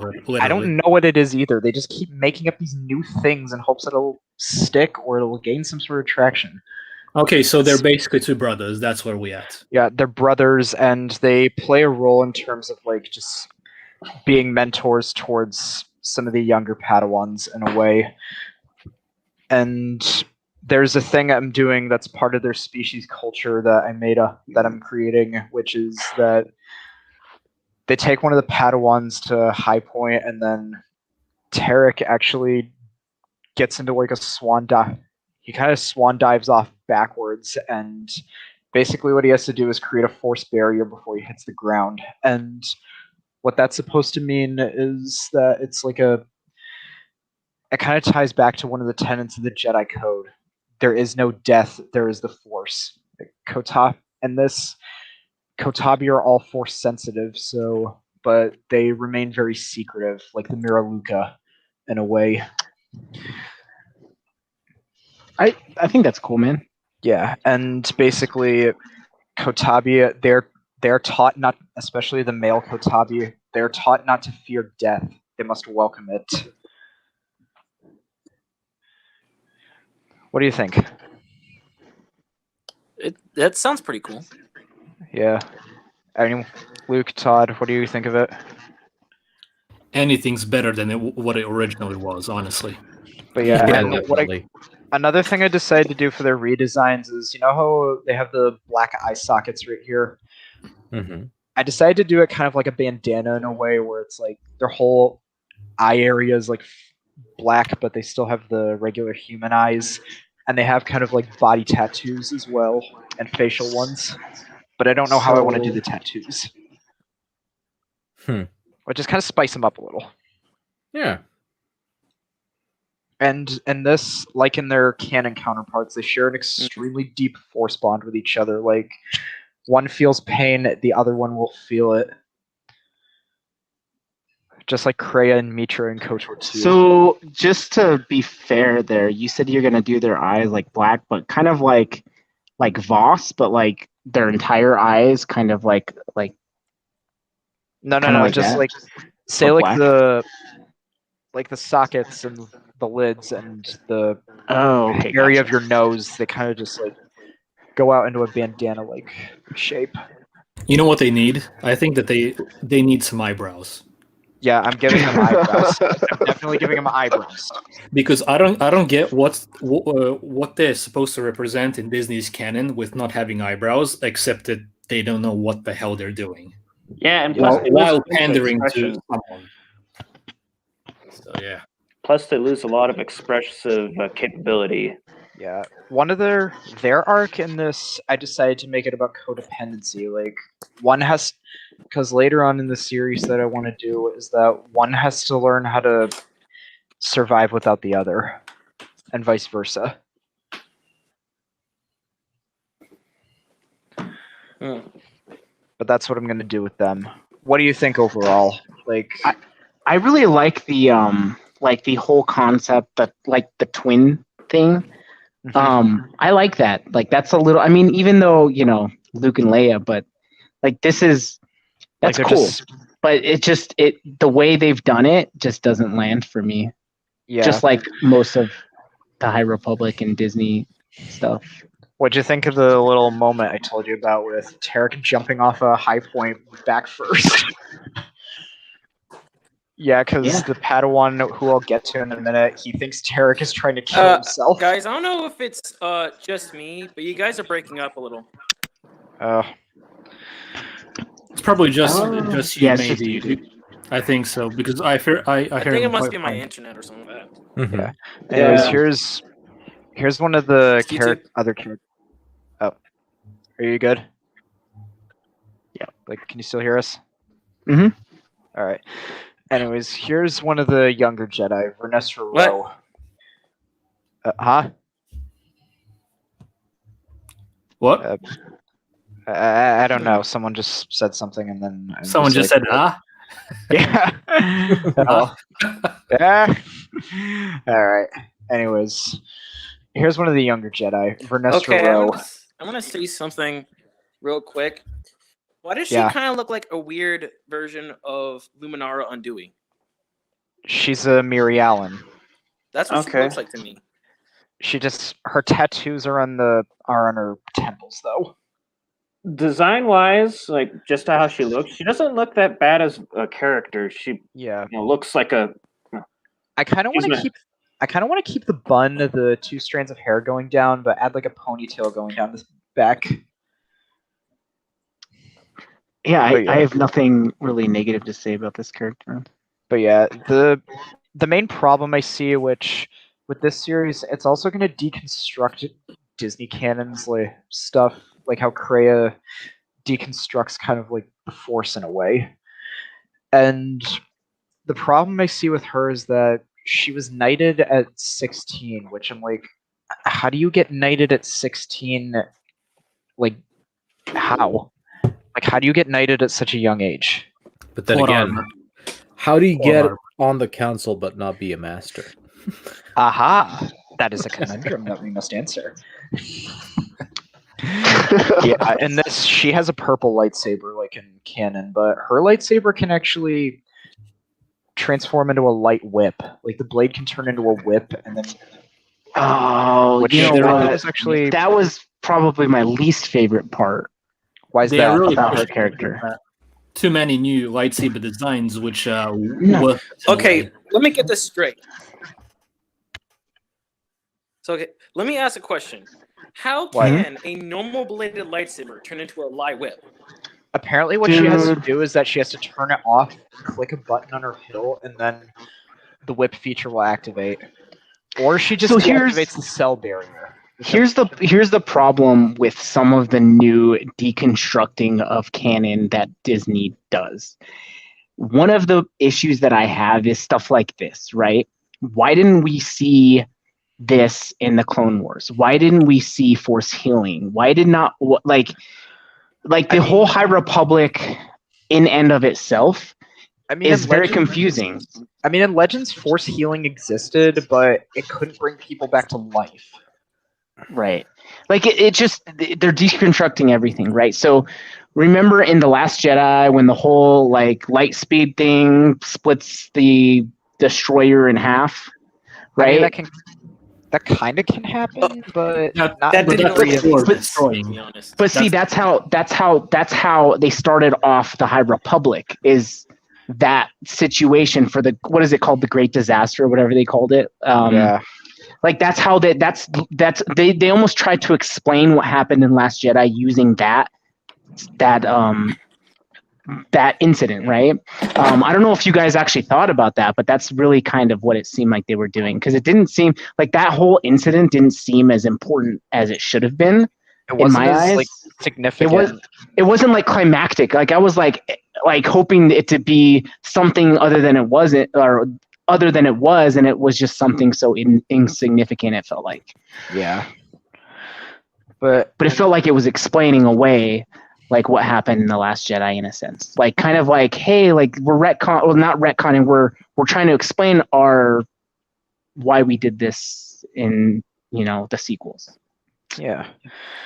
While we're on this yeah. topic, just want to ask you guys, what are your thoughts on the Inquisitor's lightsabers when they fly upwards? I mean, I'm fine when they're gliding downwards, but going upwards is just a bit of a push to me. Yeah, that was a bit. Yeah, that was over the top. It was cool when he goes downwards slowly, but Or how Yeah. they would fly, like they would make them fly like helicopters. push cool in themselves with the force or something. But I still, think it's too much. cool in the moment, but by itself, it's like how? Yeah. Like it's a Yeah. little too much. And over the top. I mean, it How was can they kind fly? of Do even they have, like, impractical. in superpowers or everything. something like that? Yeah. But yeah, anyways, how I'm gonna do Vernestra's character in my version is that she does get knighted at 16, but not for very long, because what happens is that due to the fact that she's knighted this early, she starts acting like a brat. Like she thinks that she's in control of everything, and that everything has to be her way or everything's screwed. And her attitude starts rubbing off on everybody until she gets herself into enormous trouble, and then her master Stellan, Geos, both in canon and this, kind of just explains to her that she was never knighted officially. It was all another test by him. kind of like Juhani from KOTOR. Yes. Like That's what it reminded me of. I want that moment to actually be a real gut puncher, because like you feel that she's just had something, she achieved something, she made bad choices with it, and then is just stripped away from her. And she's back to square one. Oh. So let me get it straight. If she was being a brat, how come she didn't fall to the dark side yet? It wasn't like dark. It wasn't that kind. It was more like she had to take control of everything, and she felt like she was having to just be in charge all the time. I mean, I real see. quick here though, in which book she appeared in the more kiddie book, right? Yeah, and Which one? A Test of 'Cause Courage. I did an Audible voice book or whatever for that one. I was gonna say I didn't like that one. Yeah, she did have a moment in which she it even mentioned that she was had that dark side tendency, right? Yeah. But the next one I'm gonna get into is this guy right here. Just give me a second. I just want to know final thoughts on Vernestra and changes I made to her. Seems like a good source of character development. Yeah, she has to if she wants to be entitled to being a knight again, she has to earn it back, essentially. Anyways, now on to this kid, Imri Kentaros. With him, I kind of view him as Vern's best friend in a way. They're both kind of they were both brought up together, and they kind of just help each other out with things. They come to each other if they're having some sort of horrible time and all that. Typical friend stuff. Okay, is it just me, or does his design look like nothing from Star Wars? It kind of reminds me as a little kid, you'd take a towel, tie it around your neck like a cape, and pretend you're a superhero. he does look like a He does. Okay, that's actually funny. He almost looks like Invincible. He even makes the Almost looks lightsaber Invincible. noises. That's what he looks like. He looks like Invincible. Actually, with the hairdo, he kind of does look like Invincible. For some reason, we need a Star Wars that's like Invincible. I don't think Lucas would allow that. What I mean is dark like that. We don't have a lot of the stuff we have is more catered to kids now. Yeah. So something more dark. Yeah, hold on, Luke. What were you gonna say? Sorry. have you guys watched The Emperor's New Groove? Oh god, I love that. Come on. For some reason, That's a good movie. this reminds me of one of the kids from the main character guy. I can't remember his name. Pacha. Yeah, he has a similar cloak. Yeah. Is it just me, or has Yzma always been the most hilarious Disney villain of all time? Yeah. Oh, the lever, Kronk. She's like, hold the lever, Kronk. Wrong lever. Why do we even have that lever? Wait. That's a good impression. Yeah, she's like, how should I do it? Oh, I know. I turn him into a flea. I harm this little flea, and then I'll put that flea in a box, and then I'll put that box inside of another box, and then I'll mail that box to myself. When it arrives, just smash it with a hammer. If he Gets drinks Dude, this you drink, watched that he'll be movie dead too before much this- when you were a kid. I watched a lot of things too much. But no, I watched anyways, a lot of Nightmare Before Christmas as a kid. Yes. That was Disney's Robin Hood and the Aristocats. yeah. Did Anyways, you guys know that the Aristocats is 51 years old now? Unbelievable. Jeez. really? That is unbelievable. It was the Alice last in movie. Wonderland is over 70 years old I was now. gonna say, I think it was the last movie Walt made before he died. That was Alice. Jungle Book. Oh, really? Yeah. I think he had involvement with Aristocats before he died. I don't remember that. I remember because we got the VHS. It was like the 40-year anniversary of Jungle Book being released. We got the special VHS, and they showed a thing before that said, "Oh, Walt Disney passed away in the middle of the production for this," and then it became a blockbuster hit. Yeah. Anyways, back to Imri. Well, with him, he's pretty much trying to find out, like, am I good at anything? Like, he wants to prove that he can actually be good at being a true knight in a way. And one thing I do, which is the whole thing with Sarah and Tarek jumping off a high point, he's the one they're actually teaching to not fear death, because this is based off of this thing is based off real history with Cleopatra. She was exiled from her throne in a way. Like, there's a queen that was exiled from her throne on a planet. Like, her brother was basically dealing with shady crap, and later on they find out she's a lying snake. But anyways, she makes an offer for them after Vernestra gets captured. She tells Imri, Sarah, and Tarek, "You can get if I help you get the girl, you have to help me get my throne back." So, yeah, Nice. That's Yeah. pretty cool. basically, help me get my throne back, and we can talk. And put your rightful place at my side. But yeah. Imri starts to become a lot more wiser in this, and one of his most devastating moments, both in canon and this, but it doesn't happen till later, is losing his master. Because when he lost his master, Vernestra was one of the main people who actually helped him see through it. That was nice of him. I have nothing to say about that. Yeah. Anyways, moving on. Let's Ty move on to York. Star Wars now, okay? Is that supposed to be a jab? It is because for some reason I have a feeling like we were talking about the Emperor's New Groove with that character up there. I think you just drifted away for a while. Anyways. Well, let's move to Star Wars. Alright. Anyways, her name is Ty York. She's this quote unquote monster hunter / saber for hire, but in mine, she's a full on bounty hunter that left the Jedi. She left the Jedi Order and becomes a full on bounty hunter. Like Aura Singh, except probably less. She's she's sort of a light side version of Aura Singh. Like, I mean, Asajj was no, she wasn't a bounty hunter. She was a smuggler or something, right? yeah, she became She's a smuggler. basically She was a Aura bounty Singh hunter. from AliExpress.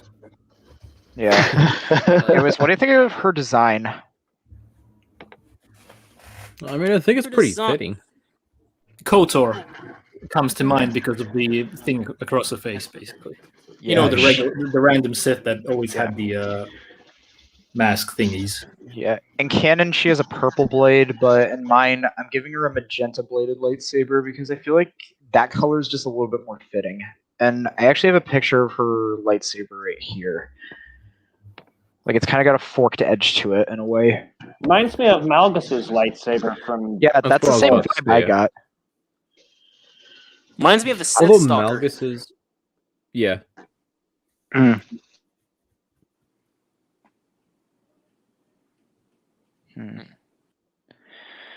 Yeah, well, anyways, this is her lightsaber. So when I first saw it, I'm like, strange that a Jedi would have forked edges on his or her blade.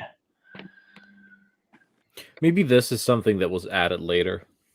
Yeah, and like I said, I'm still developing this part, but she leaves the Jedi Order at one point and basically just becomes a full-on bounty hunter.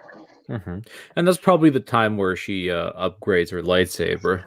If you want to, I think that's what she did as well. Like, she didn't have in those really bad character profiles they did for hers. Her lightsaber didn't have those little forked edges, but after she left, she added them onto it. Mm-hmm. I'm thinking of I'm just wondering, is that supposed to be her hair, or is that she's a Thalothian, like Master Stokes up there. I see. Yeah, she's a Thalothian as well. But yeah, all in all, she's. What else do you guys have to say about her? Once again, Stas Li or Adigalia. They literally look the same, especially on the first image there. Yeah. Although I kind of the lightsaber feels like a very Old Republic-ish type, similar to Malgus's. Although his one only has the, what would you call these things on top of it? Only razors. From the sides, the razors. Yeah. I have an opinion about the lightsaber too. What is it? Lay it on me.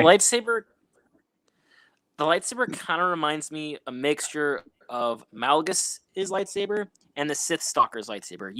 Like we seen in like the Force Unleashed games. Yeah, or Starkiller's and his Dark Side DLC. But yeah, the Sith Stalker lightsaber, that's the one. When he stabs the Obi-Wan in the alternate timeline, he literally stabs him with a lightsaber and then even pushes those blades in him, which is he pushes the fork inside of him as well. Yeah, there was a scene I thought of where she and the character that Master Maru have conflict with, they would actually used to work together, and basically they have to take down a target. She activates her lightsaber and then just stabs it and the forked edges straight through, and then just gives him some final words. It'd be a cool scene to do, and it shows just how much of a gray Jedi she actually is in this, or at least when she left. Speaking of gray Jedi, we have this chick, Orla Jurini, and she actually is an Umbaran, believe it or not. Well, then again, you already know. Did we ever have an Umbaran Jedi? I don't think we Two blades. Why not 3? I mean, there was that one in Don't Cause the Third. Yeah, Darth Ruin. Yeah, Ruin Johnson. No, Darth Ruin Johnson. Yeah, she's actually one of the Jedi that's wielding a white lightsaber at this time, and the reason her lightsaber looks like this is because it's one of those hinged ones that the Temple Guards wield. Is that supposed to be a light so it's one similar. or a silver? Huh? Oh, so it's similar to the one seen in like The Rise of Skywalker with the dark gray. No. No, the but one we're like the Jedi Temple Guard. God use in Rebels. Oh, okay. Yes. Yeah, the Temple Guards have had the 2 variants for the lightsabers. The one where it's simply a lightsaber pike with a longer hilt and a thicker blade, and the retractable ones like we saw in Rebels. Yeah. Eventually, Yeah, but they weren't hinged, right? They were just retractable. There were some that were hinged, actually. wasn't Krell's lightsabers hinged? Yeah, he had collapsible hilts. Yeah, that's the same thing here. Yeah. Okay, yeah, I'm cool with that. But yeah, there's another white lightsaber wielder who's a Togruta named Joramali. I can't find an image of her at all, but she basically dies in the first book, so that explains why. Yeah. That's how much effort they put, basically. Just because they weren't going to use the character for much, they didn't even bother to create an image of it, which is something that the EU always did. Yeah. despite how obscure the characters were. Yeah, I mean, Star Wars has always had obscure characters and names, so it's just how it is. I mean, I can speak for myself. Yeah. But yeah, what do you think of Orla in general? Because in canon and in mine, she is kind of a gray Jedi. Like you know what? Since you are mentioning Gray, I think that there should be more than just like the expanded universe. There's the Brotherhood of Darkness. There's not just the Sith and the Jedi. There's other Force sects like the Gensarai and trying to think of. Apparently, in canon, she's something called a Jedi Wayseeker, which is someone who detaches themselves from the Council and goes on their own solo journey through the Force, kind of like Qui-Gon in a way. But didn't Voss, wasn't he that? Like he would act alone. He didn't have his own. He didn't have his own clone force unit. Like he didn't have any of that. Like he was kind of like that too, right? But yeah, it would be nice if we have a little. Yeah, but it would be nice if we had a little bit more of that, because that's interesting to me. Jedi, what, guys? The dark side. No, just different sects of different. Because remember, sometimes we forget that the Jedi and the Sith are just religions, essentially. You know what I mean? That's how it seems. Yeah. What were you going to say? In regards to the Grey Jedi, this comment here, I think, says it all, basically. I think that's like both Jolie Bindle and Qui-Gon Jinn literally would be considered true Jedi, despite most of the people consider him to be Grey. Yeah. Like, it is mostly a fan-made concept of Grey being cool or whatever, but purely using the light side, not religiously like the Jedi Order does in the prequels, but like Qui-Gon did, is literally a true Jedi in a way. Yeah, because it's the balance, right? Technically, when you look at episodes 1 to 6 from George, they say balance in the Force, but what they mean is only light side when you look at Return of the Jedi. If that is balance in the Force, no more dark side or whatever, that's purely light side. I know it doesn't make sense to most people because balance is usually balancing the two, but yeah, it's weird, but it's what it means at the end of the day when you look at it. Because the Jedi want balance, but they're pushing only the light side. True. And at the end, the light side prevails, and we have balance without the dark side. And I agree with that because Qui-Gon, if he would have survived, if he would have lived, none of the prequels really would have happened, like none of the sequels or anything, because I mean that's the lead, that's the father-like figure that Anakin needed, which is why that song is called Duel of the Fates, right? Duel of Fates. Yeah. Oh yeah. Right, because it was the fate kind of Anakin that he died, but that's what he needed. Whereas Obi-Wan was like his brother and treated him as such, whereas Qui-Gon was like, I am 100% positive that it would have ended way different had Qui-Gon survived all of that. But definitely. Obi-Wan wasn't so experienced in being a master or anything really, like Qui-Gon was, and it would have turned out differently. He did as good as he could have, I mean, he wasn't a knight at the time until after that duel, right? And so, but he did everything he could. But go on. All right. Anyways, the next Jedi I'm getting into is Master Comac Vitus, and he's actually got a intriguing lightsaber design in a way. Like, I love how the emitter just kind of like, what's the word I'm looking for? It kind of arches in a way, and it's a nice curved hill. So I'm thinking about having him be a good practitioner of Form 2. Yeah. For some reason, it feels like a royal lightsaber. Like he comes from some rich, powerful family. Yeah, I mean, not just the lightsaber, it's just this like Mace outfit in Windu. general. It reminds me of the ornate sword hilts you see in some of the medieval China. That's what it reminds me of.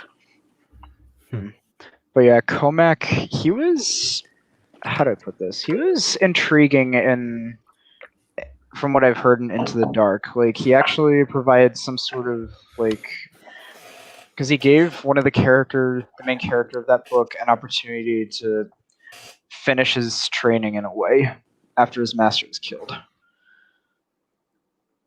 Like he seems like he'd be a completely good mentor for basically just anyone. I'm just trying to word things right because I'm terrible at it. Mm-hmm. Well, he does have an elegant look to him. Not just the lightsaber, but just like the entire, outfit in general. He looks more like a diplomat, honestly. Yes. No, this is like the predecessor of Count Dooku, pretty much. Yeah, he could be. Actually, you know who he kind of looks like if you put the hair up, he kind of looks and cut off the goatee. He looks a little like Sifo Dyas. In a way. In a way. This Yeah. comic says it all, basically. He does look like a Jedi Lord. Yeah, He does. he could. Like Hoth, for example, Yeah, if you guys remember him. vaguely. The leader of the Army of Light during the New Sith Wars. Yeah, I remember him. Jedi Hoth. Interesting name, though. But yeah, anyways, that was Comac Vitus. Now I'm getting into the Padawans. Here's one of the main Padawans, Bel Zettifar. And I'd have to say, for me, when I'm thinking about him, in terms of like how I'm going to do it, he was pretty fun to kind of come up with stuff for, along with the other one that I'll get into I was just about to ask you think of him, huh? now. I'm gonna say this opinion right now.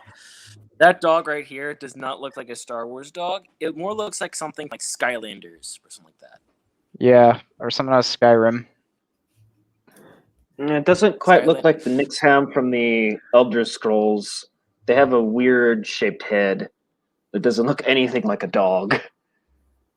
Yeah. Of course, it could have just been Morrowind's graphics. It doesn't. Yeah. Look, Yeah, it's just yeah, like it looks something. The little animal thing he has looks more like something from Skylanders or like something from Overwatch. That's what it looks like. I'm kind of cutting the animal out and just keeping it as Don't that. let the ATF know that there's a dog.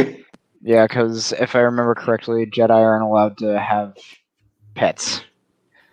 Although, if you're going to remove the dog thing and he's holding his hand that way, what are you going to replace it with in this image, for example, huh? That's a thing. What could I do? Or I could have him. I could just tilt it upward and just have him force levitate something. What about Yoda's Kaibak? Is that what the name of it is, right? Yeah. What about that? That's technically a pet of sorts. I don't know much of it, honestly. I never Oh looked yeah. into. Oh yeah. I forgot about that thing. So he technically did have a pet in a way, right? Yeah. Well, then again, it's Yoda, so maybe an exception was made. Well, he made the exception because he's Grandmaster, so. Exactly. He So, what do made you an think about exception for the himself. green slash that he has? Yeah, that's something Padawans wear. A little sash. Yeah, I was about to ask, since I'm not into the High Republic era, like, is that something all Padawans wear, or is it just him? Yeah, all Padawans wear like little sashes to put their lightsaber color on it. Uh-huh. I see. Yeah, I thought that was a good choice. Yeah, Like, pretty cool. but yeah, Bell is basically trying to become Grand Also- Master of the Order in a way. Huh? Yeah, What go were ahead. you Also, this character reminds me of something. My brother made his own Star Wars character that actually had a pet, but it wasn't like some dog creature. I think it might have been an It might have been like an Alkali, I think. I mean, it was, but he wasn't a Jedi. It was like some kind of bounty hunter type character. Oh, he managed to. This character tamed an Alclay. Oh boy. Wow, must be very skilled. Hmm. But yeah, with Bell, Yeah, his this arc bounty is. hunter was like very skilled. But yeah, his arc is trying to he wants to become Grand Master and take Vader's place one day, but due to the fact that he thinks that him and his best friend Reith are not up to it or taking responsibility for their actions, He doesn't think they're ready at all, and they've got a lot to prove in terms of maturity and responsibility. Yeah, but since Yoda is alive, ain't gonna happen, boy. Don't be too sure about that. Maybe as a shoe-in until Yoda's able to become Grandmaster. Yeah, that's the thing. I'm trying to figure out when the hell I'm going to put Yoda as Grandmaster. When does he become Grandmaster in the real Star Wars, let's say? You know, that was never really clear. I only know that the only Grandmaster that we know who was before Yoda was this Jedi woman. What Faye something? Can't remember the name specifically. The one that rode the Path Yes. of the Jedi? Oh yeah. Faye Coven, something like that, I think it is. Maybe. Wait, I thought they were the leader of the Republic or whatever. Maybe I got them mixed up. Yeah, it's Maybe. Faye Coven or Coven, not sure. Janet, the Jedi Master, she was the Grand Master of the Jedi Order before 896 BBY because she died then. Yeah. I'll figure something out. Anyways, this one, Reith Silas, he was the main character in Claudia's book Into the Dark. With him, he's probably got the most depth. He's got the most depth to his character in my version. Like, he's just somebody who wants to become the future historian of the Order, and his master feels like his master, the Togruta Joran Mali, she feels like all he wants to do is just, because she's grateful that he's doing this, but he doesn't want to get out there and explore anything in the galaxy. And she thinks, how can you become a historian if you don't want to get out there and go to temples and collect the knowledge that you need to seek? And he has some very poor dueling skills at first too, and needs to kind of just build him up. So she has Master Skier try to help him out a little in a way, like do a kind of training exercise, if you will. What do you think?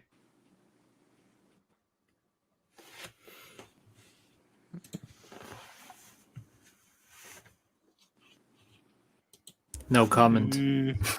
Really? It's just dead silence. Yeah, literally. Big I know. wake-up call. It seems like a generic Jedi. I did not know Yeah. what to say. I know. It's just. It's just there's so It's- many it's- characters. You know? I know there's so many, but I'm just. Yeah. Probably should have just cut this down a little more. Oh well, it's fun because we at least get to discuss things. True. I mean, I've noticed a lot of people have said that there's simply too many characters to keep track of, especially since we know nothing of them. And generally speaking, in regards to Disney's High Republic, the way they envisioned it, they really did a piss poor job. Yeah. The thing that Disney wanted to do is they wanted to make every single each and every one of these characters have depth, and they wanted to make them all important. So we can't track down all of them like we could in the prequels. You're like, man, I really like Plo Koon, and you didn't really know much about him. You know what I mean? But in this, they try to make us know a little bit about him. That's Yeah. They Kinda really reminds- wanted the diversity crap or whatever. yeah. It kind of It's- reminds me of. crazy. Sorry. Go ahead. It kind of reminds me of a series I was a fan of for a while called Ruby by Rooster Teeth. They had the same problem with the characters, and it led to a huge character oversaturation. And the writers, well, they were along the lines of, well, the writers for Star Wars. And also, the creators of the show, like, actively encouraged people to ship their characters, and it turned into a situation that surprisingly was worse than the Reylo situation. Oh my god, it was awful. Ooh. How's that even possible? I'm sure it's possible. Nothing is impossible. Disney's done a lot. Yeah, but like, just want to ask a question. You know, guys, that one of the series that they're making is going to be about the High Republic, the Acolyte or whatever. I'm honestly having no hopes for that. What do you guys think? So, the Acolyte. I don't know, and the reason why I don't know and I'm on the fence is because I don't know how you guys feel about the Bad Batch, but I like it. It's not bad, but it feels like every episode is a filler. It just doesn't like it's not bad. I'm not saying it's bad, but I just like it's just like plateau for me. Like there's no like, oh, we just saw this really high point. That's how I feel like the first episode was like amazing. And then after that, it's just like plateaued and it's been there. But it's still good, but it's not like Mandalorian good. You know what I mean? In my opinion. So in terms of Acolyte, I feel like as long as it doesn't just plateau and just stay in that plateau, I'm okay. As long as it's okay. Yeah, but the Acolyte is obviously already. In my opinion, the Bad Batch is good, but it's not Clone Wars. Yeah. Yeah, Clone Wars is Clone Wars, honestly. Although I'm really enjoying the Bad Batch for what it is. It's my hopes for it were just don't make it woke, and so far I'm really happy despite the fillers. Although when it comes to the Mandalorian, I was just gonna ask you, how is Mando better? Just because it's live action or what? Because I don't really enjoy Mando that much at all. It's hard to really say, but it didn't feel like every episode was a filler. Like there was a lot of mystery, and then it was like, oh my gosh, like parts in it, right? So I think that was one of the enjoyments for me. One of the things that I enjoyed. But the Bad Batch is good, but it's not. It's not, and it's probably because we're what, halfway there now, right? We haven't really seen like the climactic point of it. I don't know if they're gonna do 2 seasons or what, but it's not bad. I'm not saying it's bad by any means. I wanted more. Now the good thing is that it's not woke, and I'm cool with that.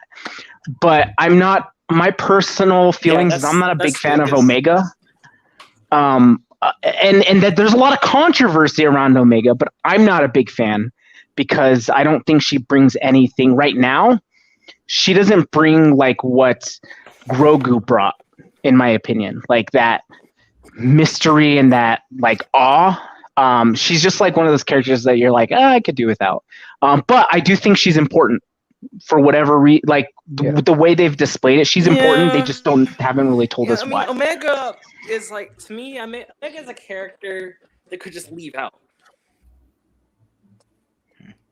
She's important though because they've tried to grab her. Omega is like the Nitsu from Demon Slayer almost. Whatever, I can do without. Yeah, you know what I like about Omega?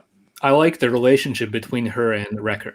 Wrecker is like I don't know, for some reason he's somehow the highlight of most episodes when it comes to comedy. And I simply enjoy their brother-sister relationship for what it is. Sure, a few episodes seemed like very big fillers, you know? But overall... Hold on, I'm going to talk to my brother real quick. All right. Okay, no problem.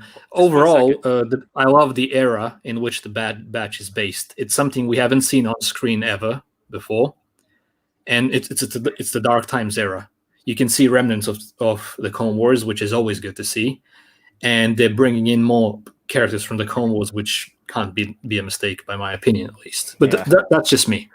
In regards to the Mandalorian, we know it's leading to the sequels, and you guys probably know me and Todd. We're not really fans of post Return to Jedi stuff because we know where it's heading. Doesn't make sense to us, at least.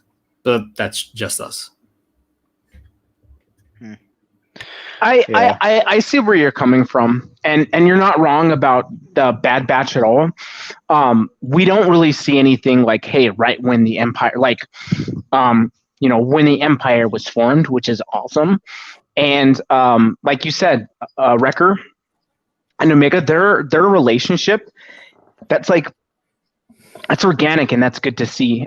That those are the best parts of the show, in my opinion, is though that bond that they have. That's great, but I just don't think that Omega herself, she just doesn't bring anything right now. But I know that she's important because they've sent multiple bounty hunters to get her. They've sent there's a lot of buildup in that, but I think it's going somewhere only in the positive direction in that regard. There's a reason why the Kaminoans want her back. You know what I mean? So there's a lot that's going on there, and I don't think that I personally do not think that Dave Filoni would let us down in that regard. Yeah, I think so too. Definitely. Although I think the Order 66 stuff and the Empire side of things is definitely, I'm loving that, and I think it needs more of that. Although we did get off topic a bit, but I just want to finish off with, in regards to the Mandalorian, am I the only one who's kind of sick of seeing TIE fighters, X-wings, and original trilogy stuff? Because Disney has really milked that to the point that I hate seeing the. Just a heads up, my brother's planning to join. I convinced him to join. Yeah. All right. Hold on. Can he? We got 6 spots already. I think that's the max we can do, right? No, we can do 8. I thought we could do 8.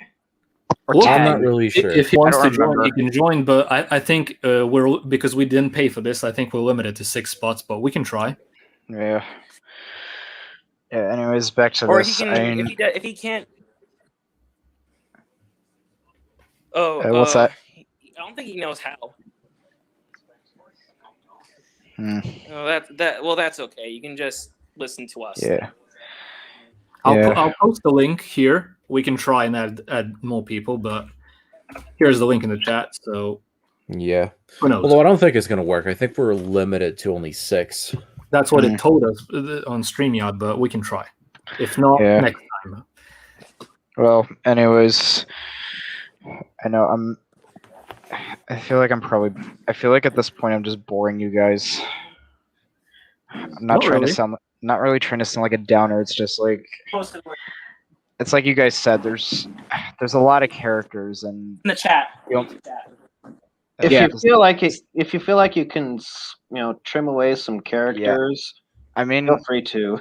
is the thing, the ones that I included here, I really don't want to trim any of them out because a lot of them actually can work.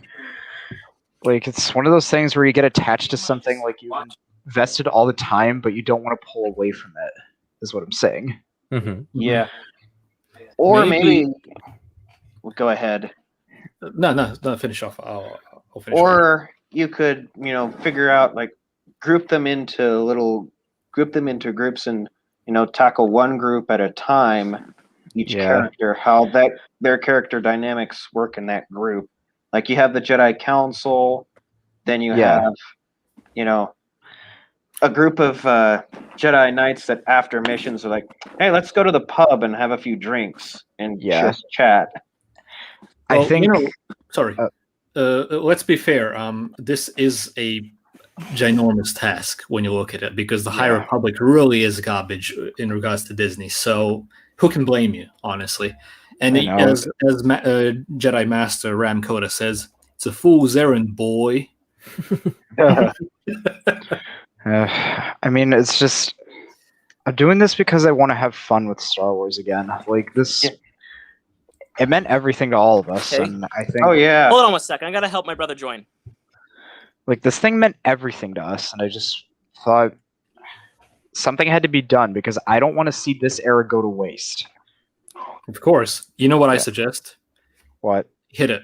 Let's move on to the next character then. All right. Yeah. To finish him off, it's a little plain looking, but I think he can get some work.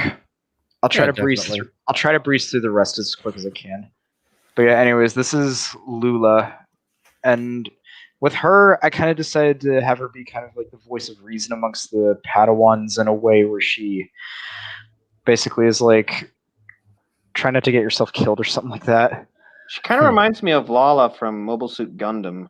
She actually reminds me a little of Katara from The Last Airbender or Avatar. I was going to say that. She reminds her. Yeah, I made her kind of like Katara in a way. Like the mom of the group. Yeah. Anyways, this one, who is my favorite, one of my favorites, Briaga. He was one of the Jedi on the cover of Light of the Jedi. Okay, he's got it.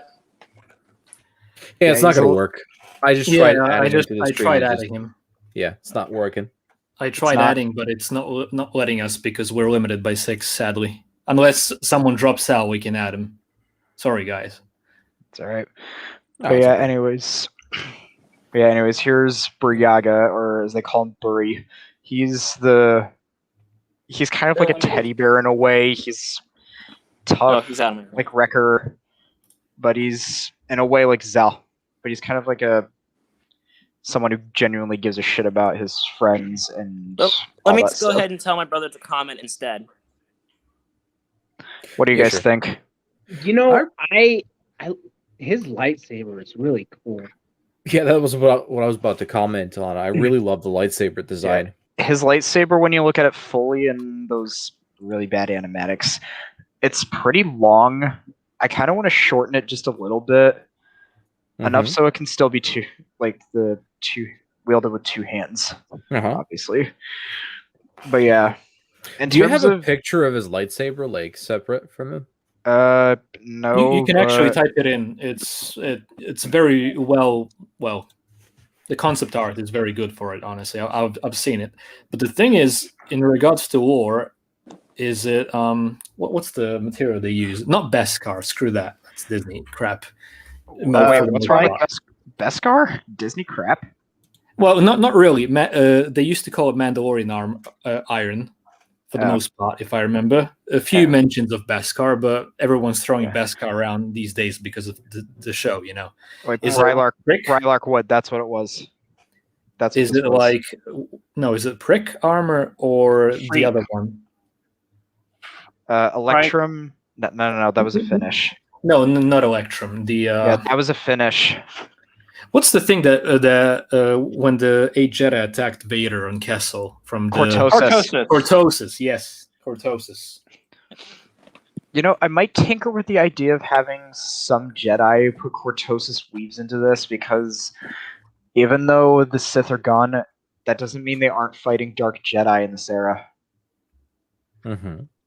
Yeah. But anyways, what do you think of Briaga overall? Much more interesting is the Wookiee, honestly, especially with the lightsaber. I was just going to say that. The fact that we've known Wookiees for so long now and haven't seen many as Jedi.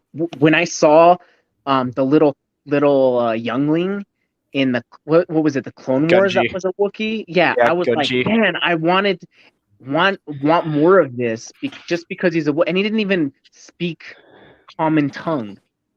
It was just interesting, right?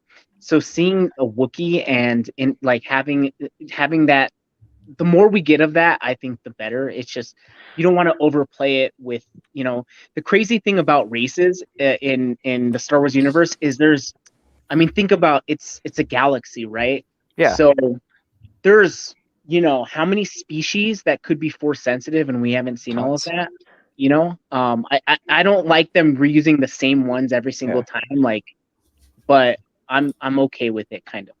Actually, in terms of his character, you see like his kind of like very emotional, like empathetic side, and why he's so emotionally sensitive in a way when they go to, let's just say they end up in the ruins of Malachor, and he's still hearing the screams of all the Jedi, Republic, and Mandalorians that were, well, the soldiers that were on the planet when Bao-Dur activated the mass shadow generator.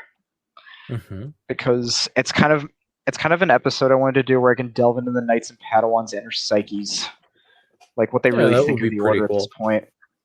Like all of the, Yeah, what I was about to say is, like, also when we're on the Wookiee subject and Wookiee Jedis, I really like the look of Padawan Gunji's lightsaber. It really suits him, you know, like, he's a Wookiee, and the wooden style of the lightsaber is just perfect for him. It's actually wood. That's the cool part about it. Yeah. I don't think Anakin Order 66 Gunji, dude. That was, you know what? Now We that don't we're on know. that topic about him, is that episode of the Clone Wars was like I think one of the best because it showed another side, right? Anytime they delve off, even like with the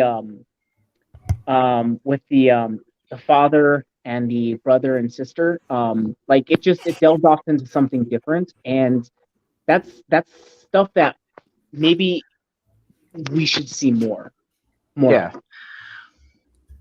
You know what? When Anyways. we're on the topic of Jedi Wookiees, so far in regards to the EU and the Clone Wars, which is both EU and canon, if you guys didn't know, how many Wookiee Jedi do we know about? I think 3. Tyvaka from Tyvaka. There was the- another one.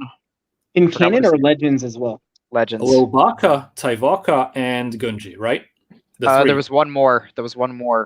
one more. Ryla.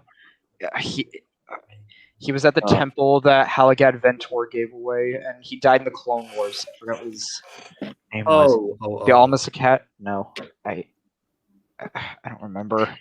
But all I know is that he died in the Clone Wars. I'm Yeah. not sure. Anyways, next Padawan is Farzala. He's actually a Zygerian, believe it or not.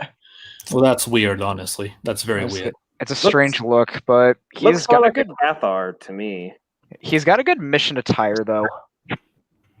Looks like I a Boston. Yeah. He looks like Robin Hood. Yeah. In fact, he actually, the way with him, he's sort of like a prankster in a way. Like he kind of he often gets Reeth and Bell into trouble sometimes. Like he comes up with all these stupid things, and basically he dips out on them and just leaves them to do it, basically allowing them to have the blame. And he just goes up to them later and just says, "Well, did you enjoy this?" And they're just basically salty about it. Like they're just super butthurt. Just a sec, guys. Did someone leave just now? Yeah, someone left and then Oh, missed it. Oh. Hello there. Oh, Is it your brother's on now? Yep. Hi. welcome. hello there. Welcome. Hey, how's it going? Good. It's good. Now we're gonna have to leave Mystic on Jedi out because you guys switched. Yeah. Yeah. Anyways, like, what do you think of Farzala's design overall? Like, just in general. That reminds me of a character from God of War, not to lie. Really? Yeah. The design of the cloak, it reminds me of I was gonna say. the man with Coke no name. reminds me of I was gonna say his God of cape. War. His cape has a really good pattern on it, though. Yeah, it kind of reminds me of the poncho Clint Eastwood's character wore in The Good, the Bad, and the Ugly.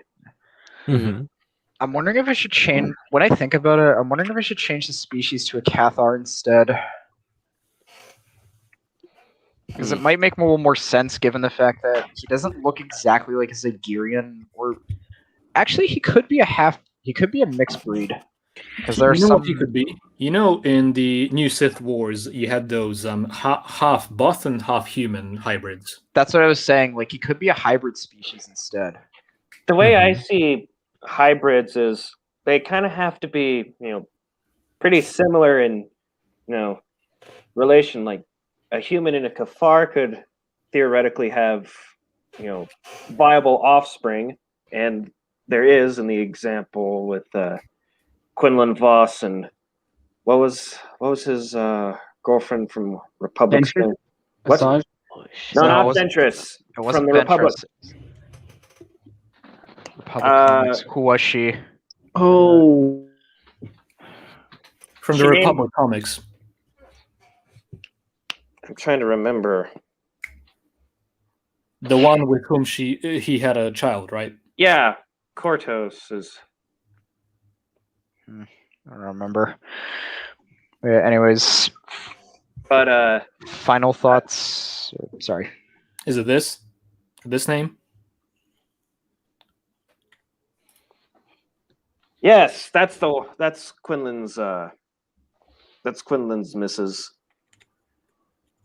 So a human and a Kafar could have, babies, but a human and a Trandoshan couldn't because humans are mammals and Trandoshans are reptiles. But a Trandoshan and say a Barbaral could possibly have viable offspring because they're both, lizards. Yeah, but I mean, like, you got, I don't know, the whole hybrid concept confuses me in Star Wars. It kind of does. I actually You have. Oh, go Yeah, ahead. that's what I was about to say too, because it doesn't feel existent, like at all, in my opinion. Yeah. I had canon. It has to be similar species. Like a human could have offspring with a near human, but not something like. But look at Jason Syndulla. Like something crazy. That's what I was probably thinking. I Like, don't. yeah, something crazy or Jason something like that. Syndulla, like Hera and Kanan Jarrus, that like, dude, she got like tentacle like head. Like, I don't even Yeah. know what they're called. Do you Yeah. know what I mean? Like, Lekkus. they're not even. It's not even the same. Like, not even. The only thing that's similar is they're both mammals, I guess. Right? I don't know. I don't. It's just the whole hybrid thing confuses me in the Star Wars universe, to be honest. I had canon to where humans and Twi'leks can't have viable offspring because of the structure of the Twi'leks' brain. It is, it's not capable of fitting into a human skull. Yeah. But Jason looks like a human. It's weird. It's confusing. Yeah, but how would like a reptile thing, like a mammal, like how would that work? Like, just like how? I don't know. It's just one Star of the Wars galaxy's universe greatest is different, mysteries. I guess we can't think of it like the same type of physics. I mean, Force exists in Star Wars, so I guess Yeah, it's just maybe like I don't know. Maybe all the mammals are just half reptile. I don't know. who knows. But yeah. Anyways, this guy right here is Court, and I don't really have too much to say about him because I literally have no idea what his species is. Looks like the Go mark from. I was gonna say, and he doesn't speak Galactic Basic either. He's speaking a language that I've never seen either. So, like, I actually thought he was a Kalish at first. I really did. Kalish have, like little Red skin, but in this he is blue, so probably wouldn't have worked. But yeah, like, what do you think of his design? Even though it's a little hard to see, not bad. I'll probably rate it to maybe like a 9 out of 10. Yeah, Maybe a 9 out of 10. Yeah. The only thing is, like, I give it a 9 instead of a 10, just because I don't really see him. yeah. Reminds me Anyways. of the Gormak from the Old Republic. Yeah, could be. Anyways, moving on, we have the final Jedi, Addison Z. She was in that VR game that they released a while back, and apparently she's a Mirialan, which I'm like, Mirialans aren't purple, so Looks more like either a Pantoran or a Warian. I was gonna say I made her a completely different species called a Valamiri. More like a Zeltron. Yeah, like she could be. I could change her to anything, but I might stick with my idea of an original alien in a way.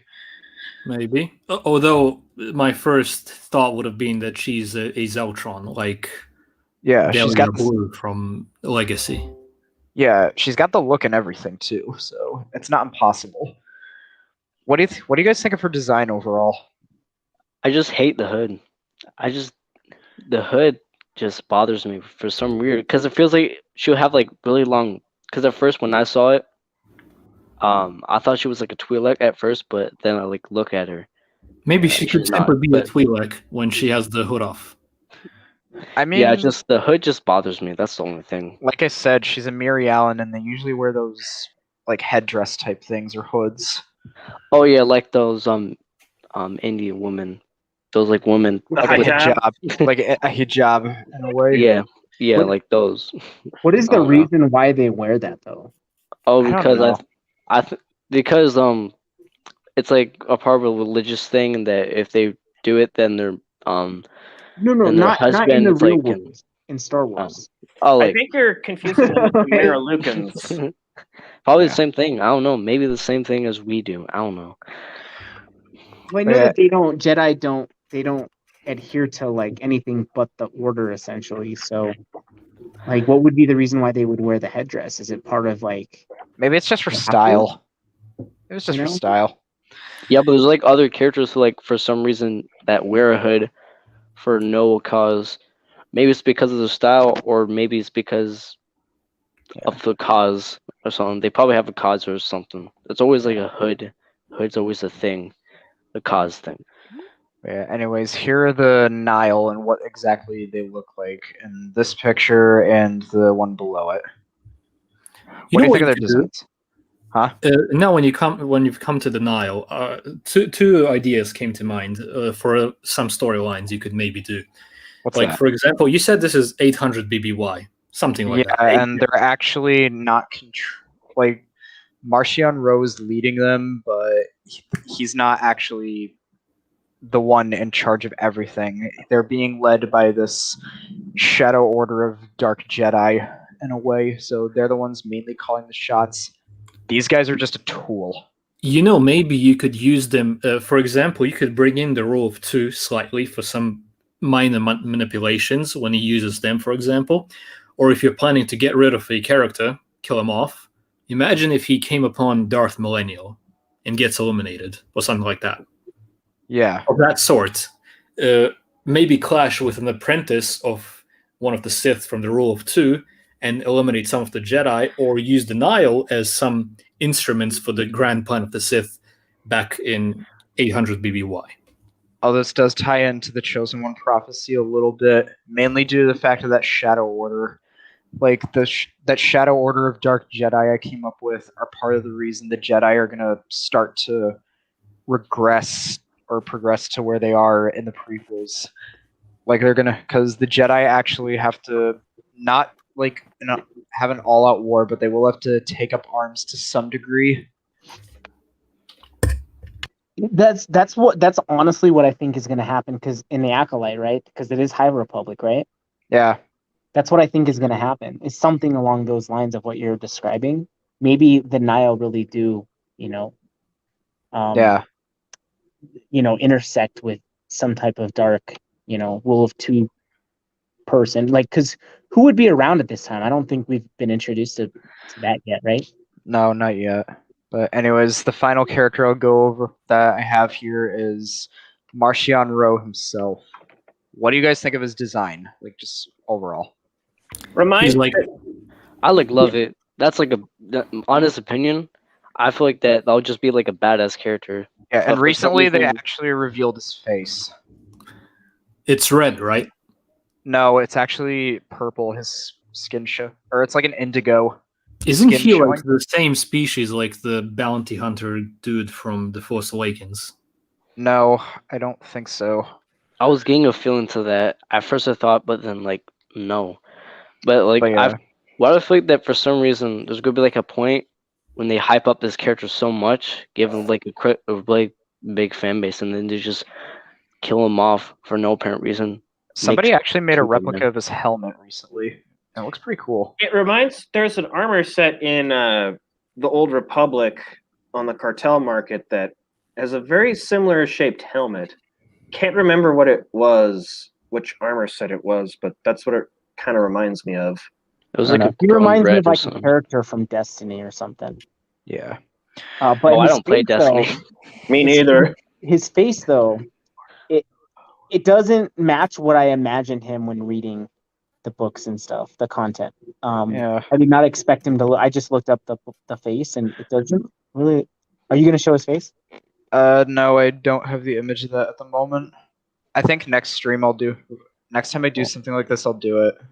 Mm-hmm. We'll pick up where we left off. What I thought he would look like. I don't know if he did that for you, but I thought he was actually gonna have like one eye in the center. Like I thought he was gonna be a Cyclops type of species.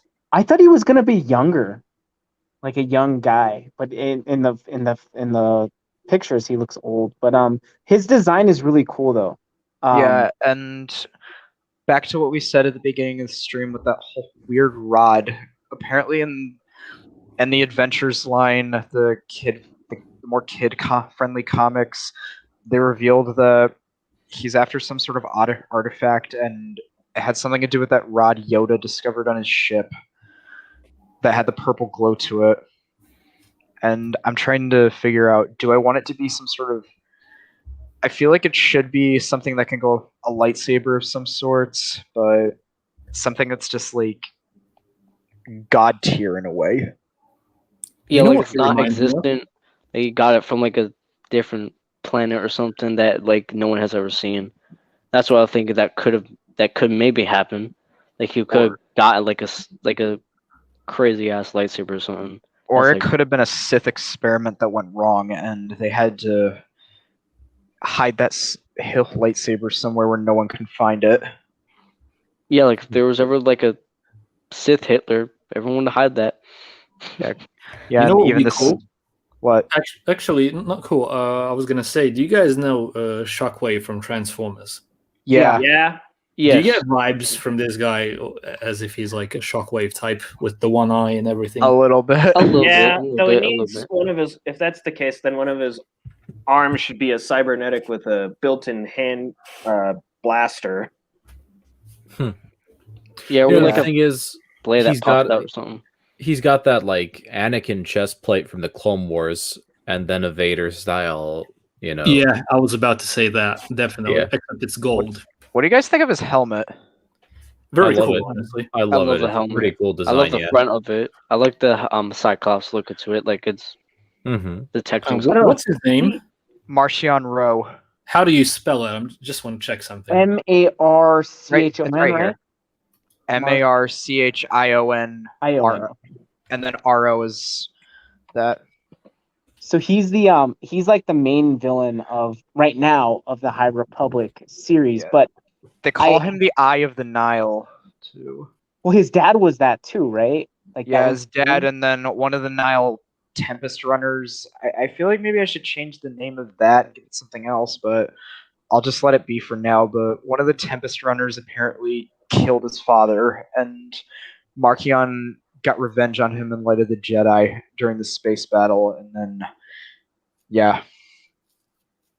Oh yeah, he did. Yeah, He Marcion just, got his revenge. He's a very weird character in my opinion. He I honestly, even though he looks cool and everything, and he's like the main villain right now, it does feel I do get vibes that like someone is, like you said earlier, someone is almost like he's It doesn't feel like he's working for himself, but he Yeah. kind of is. It feels like there's someone in the background, kind of like telling him what to do. That's how it feels. And can I spoil something for you in my thing that you guys and some of the other people watching are gonna know?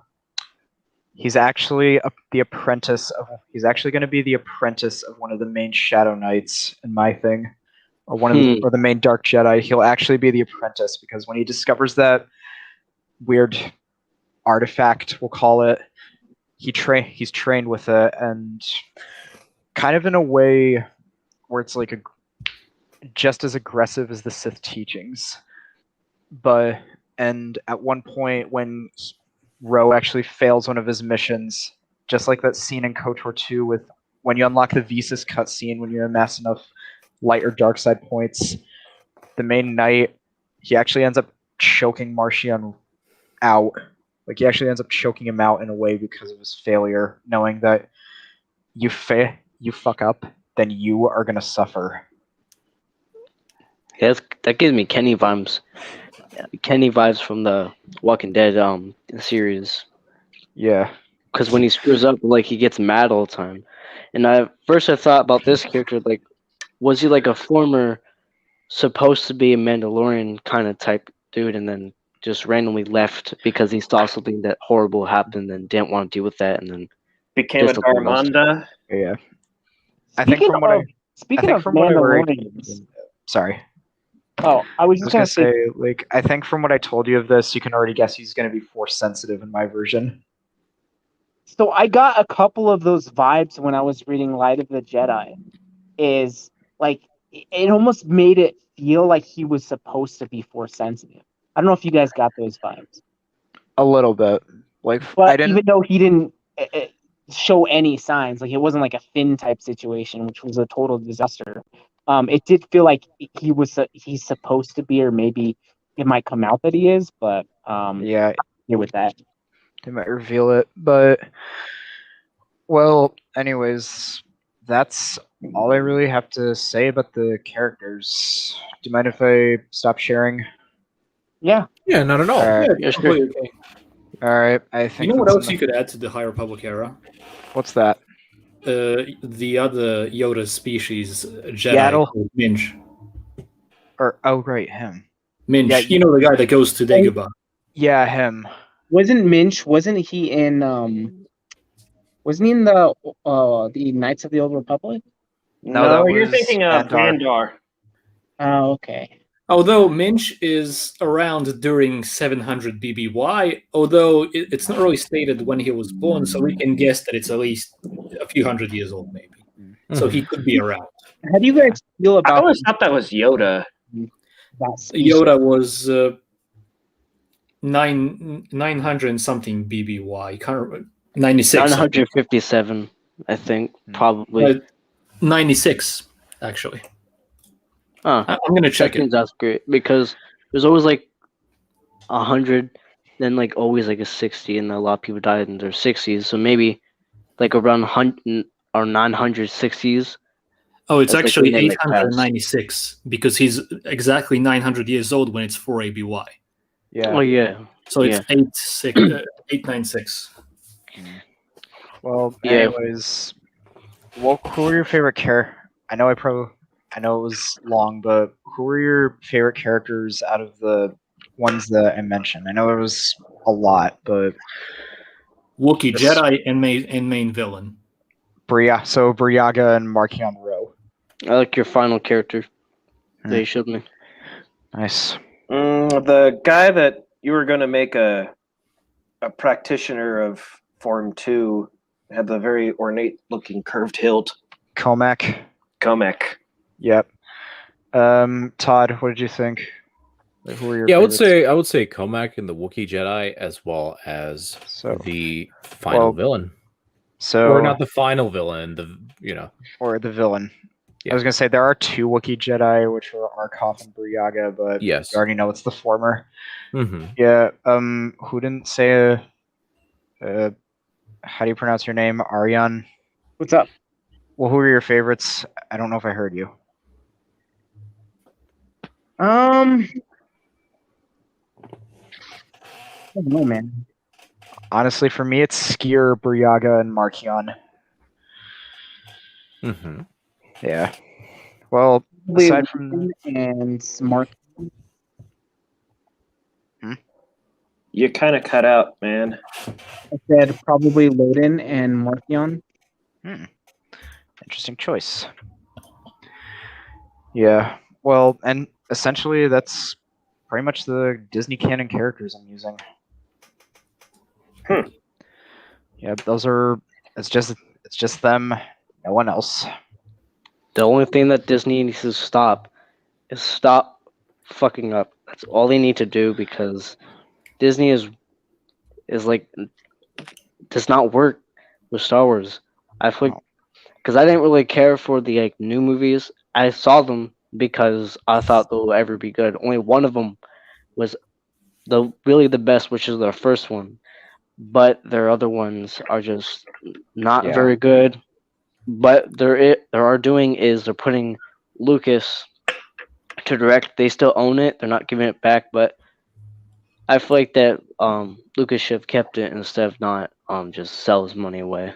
Yeah. Well, you can thank the you can thank all the prequel haters that kind of berated him to the point where I'm kind of tired of this. I'm gonna fuck off and go sit on a yacht.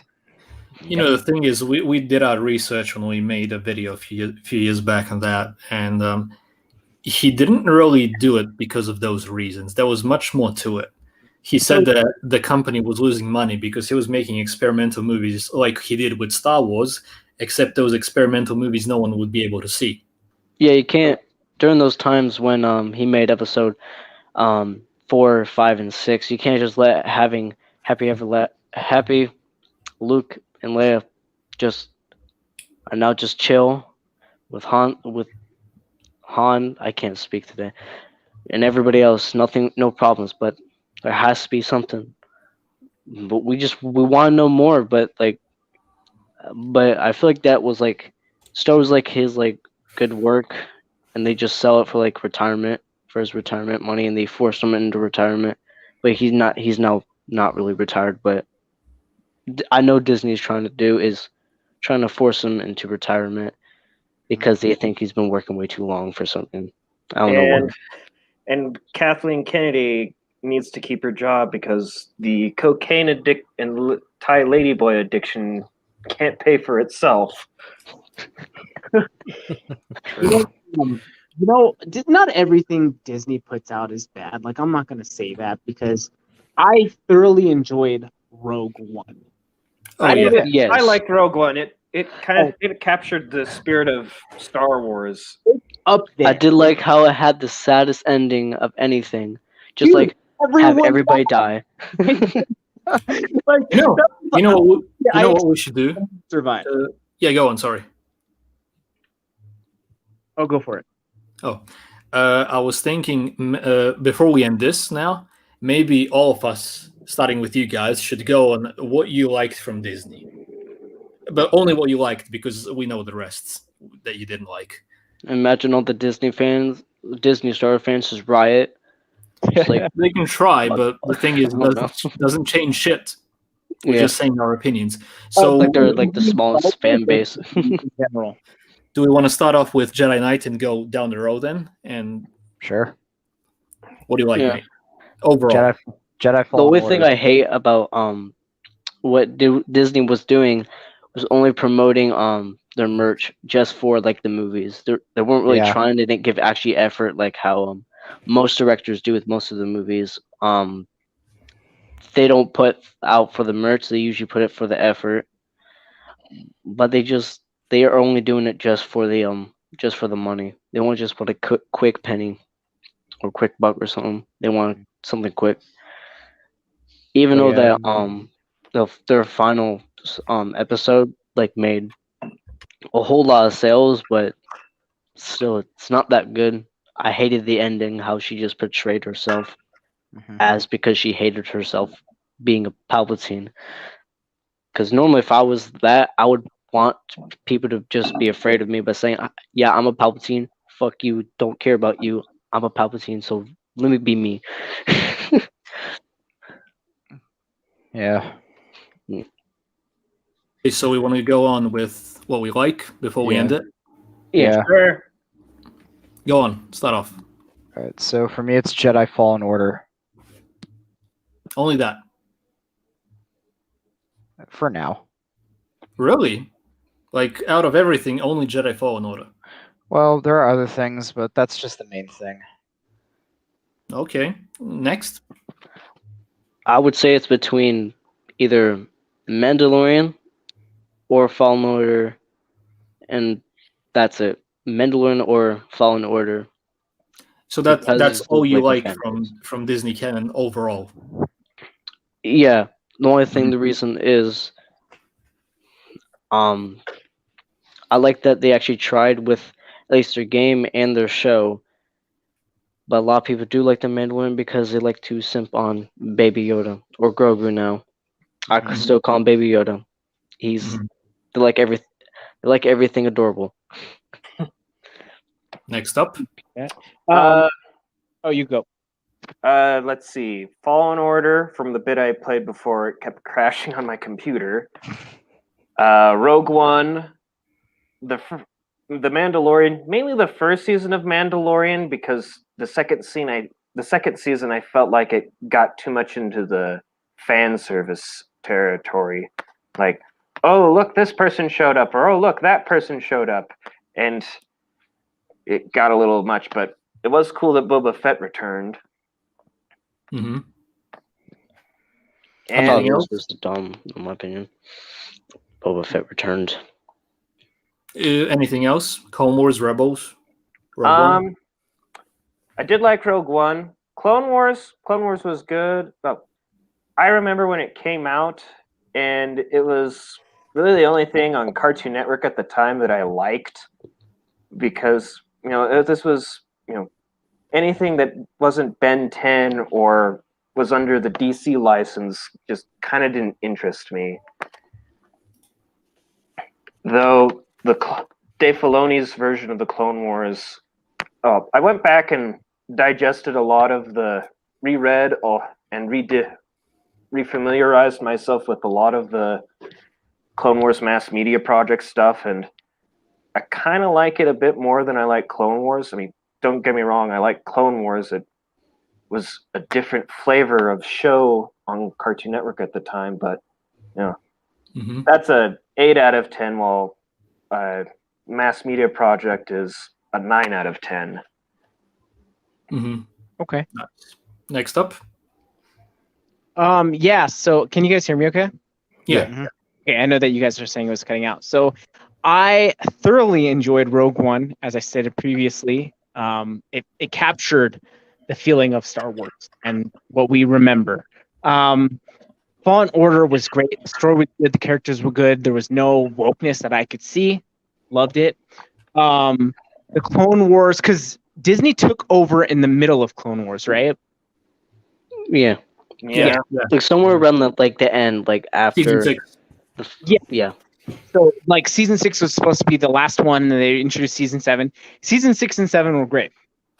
7 was amazing, and I don't know if you guys remember, but the first season of Clone Wars was like the worst. It was terrible. But I liked Rebels as well. I enjoyed Rebels and the characters. I'm not going to get too nitpicky on it, because like we talked about earlier, some of the lightsabers, like the whole helicopter thing with the Inquisitors, was weird.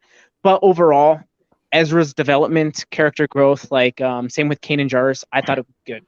The only thing I did not like about Ezra's character was like when he still had his like full hair.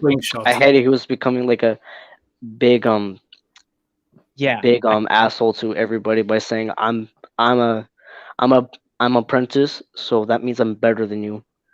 Yeah, I think that's part of his character development, but overall, at least he grows up and like more later on. And I like that he grows up. The evolution of Ahsoka, which is awesome.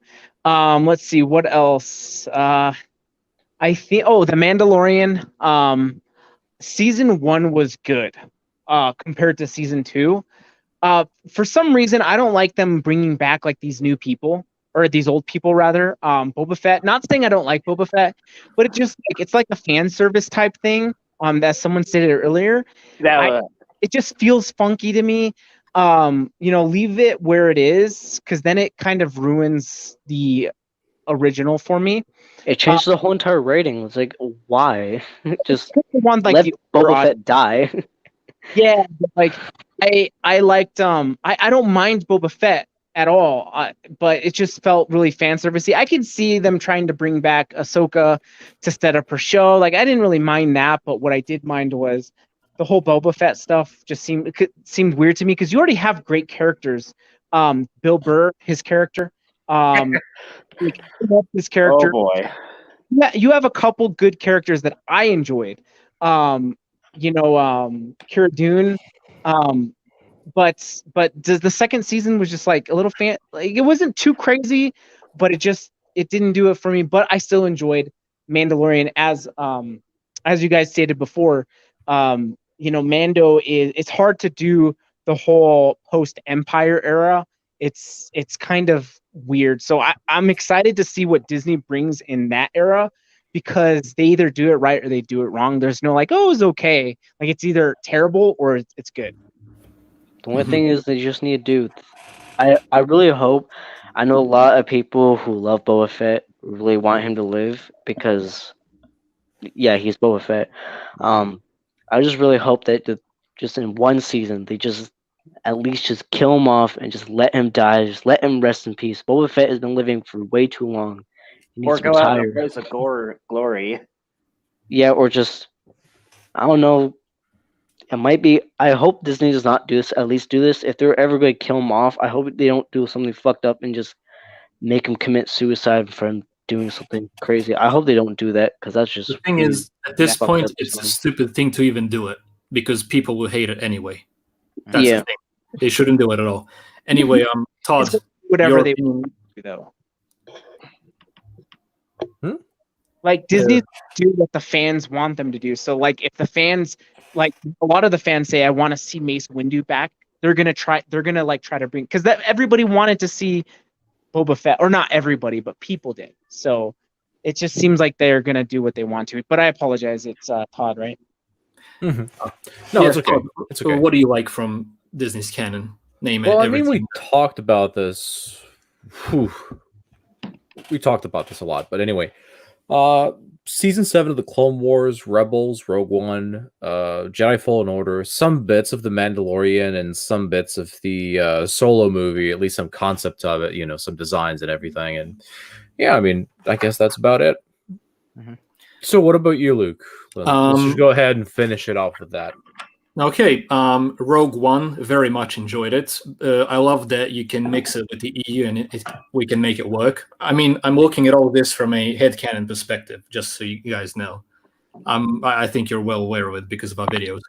Jedi Fallen Order, great lore, added a lot to the universe, and also can fit with the EU, which to me at least matters a lot.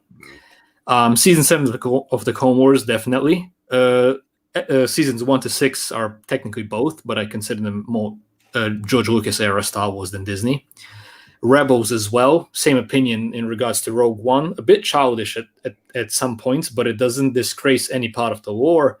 Adds cool new characters for the most part, and could have done Thrawn a bit better, but overall I enjoyed it quite a bit. And what else? Mandalorian, I enjoyed season 2 a bit more, but I just don't consider it as part of the universe for the most part. Maybe the backstories of the characters in regards to Solo, what Todd said. I love the concepts. I love the new troopers. It should be part of, you know, the Star Wars universe, but it just doesn't suit the story for Solo Lando. It doesn't work for me with the new actors. If it was a random smuggler movie, okay, but it was still a mech Star Wars movie.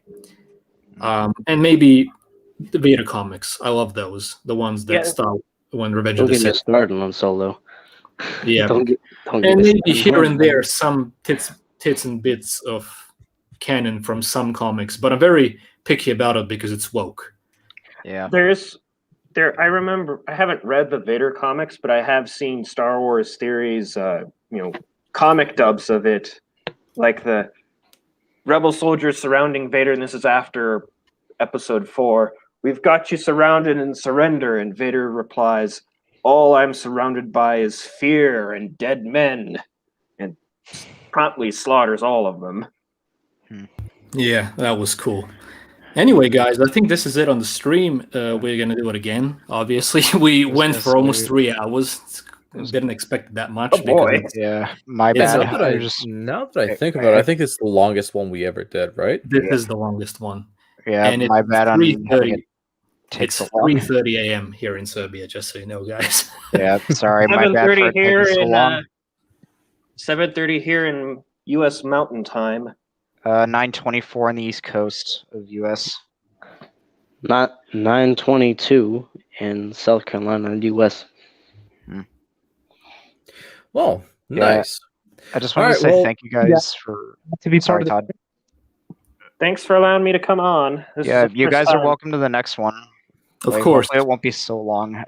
I won't keep you guys so long next time. That was my No, bad. it's not a problem. Not a problem at all. I I really know it's enjoyed just I do feel kind of bad I kept you guys, but No, it's you okay. well, Oh, should. it was fun. It's all right. It's all I right. know. Yeah, I'm it was just alright. I'm glad you guys at least had fun, and I wanted to say thank you for at least supporting this. I don't know when I'll get this published, but hopefully eventually one day you might see it come to fruition. I'm kind of Yeah, in man, the same just boat keep with working my on own it. thing. Yeah, but next stream you want to do a part 2 and I can discuss the planets and environments because Definitely. Definitely. Yeah, We're definitely. going to make it. I want you to see my one that's inspired by ancient Greece and ancient Rome. I'm all for it. You know Yeah, what? all right. We could basically have a Better. tag team for the higher fixing the High Republic streams and for the Bad Batch, like All if right, you know what I mean, which is cool. You guys Yeah. can come back next time if you're up for it. all right. Well, Depends on my schedule.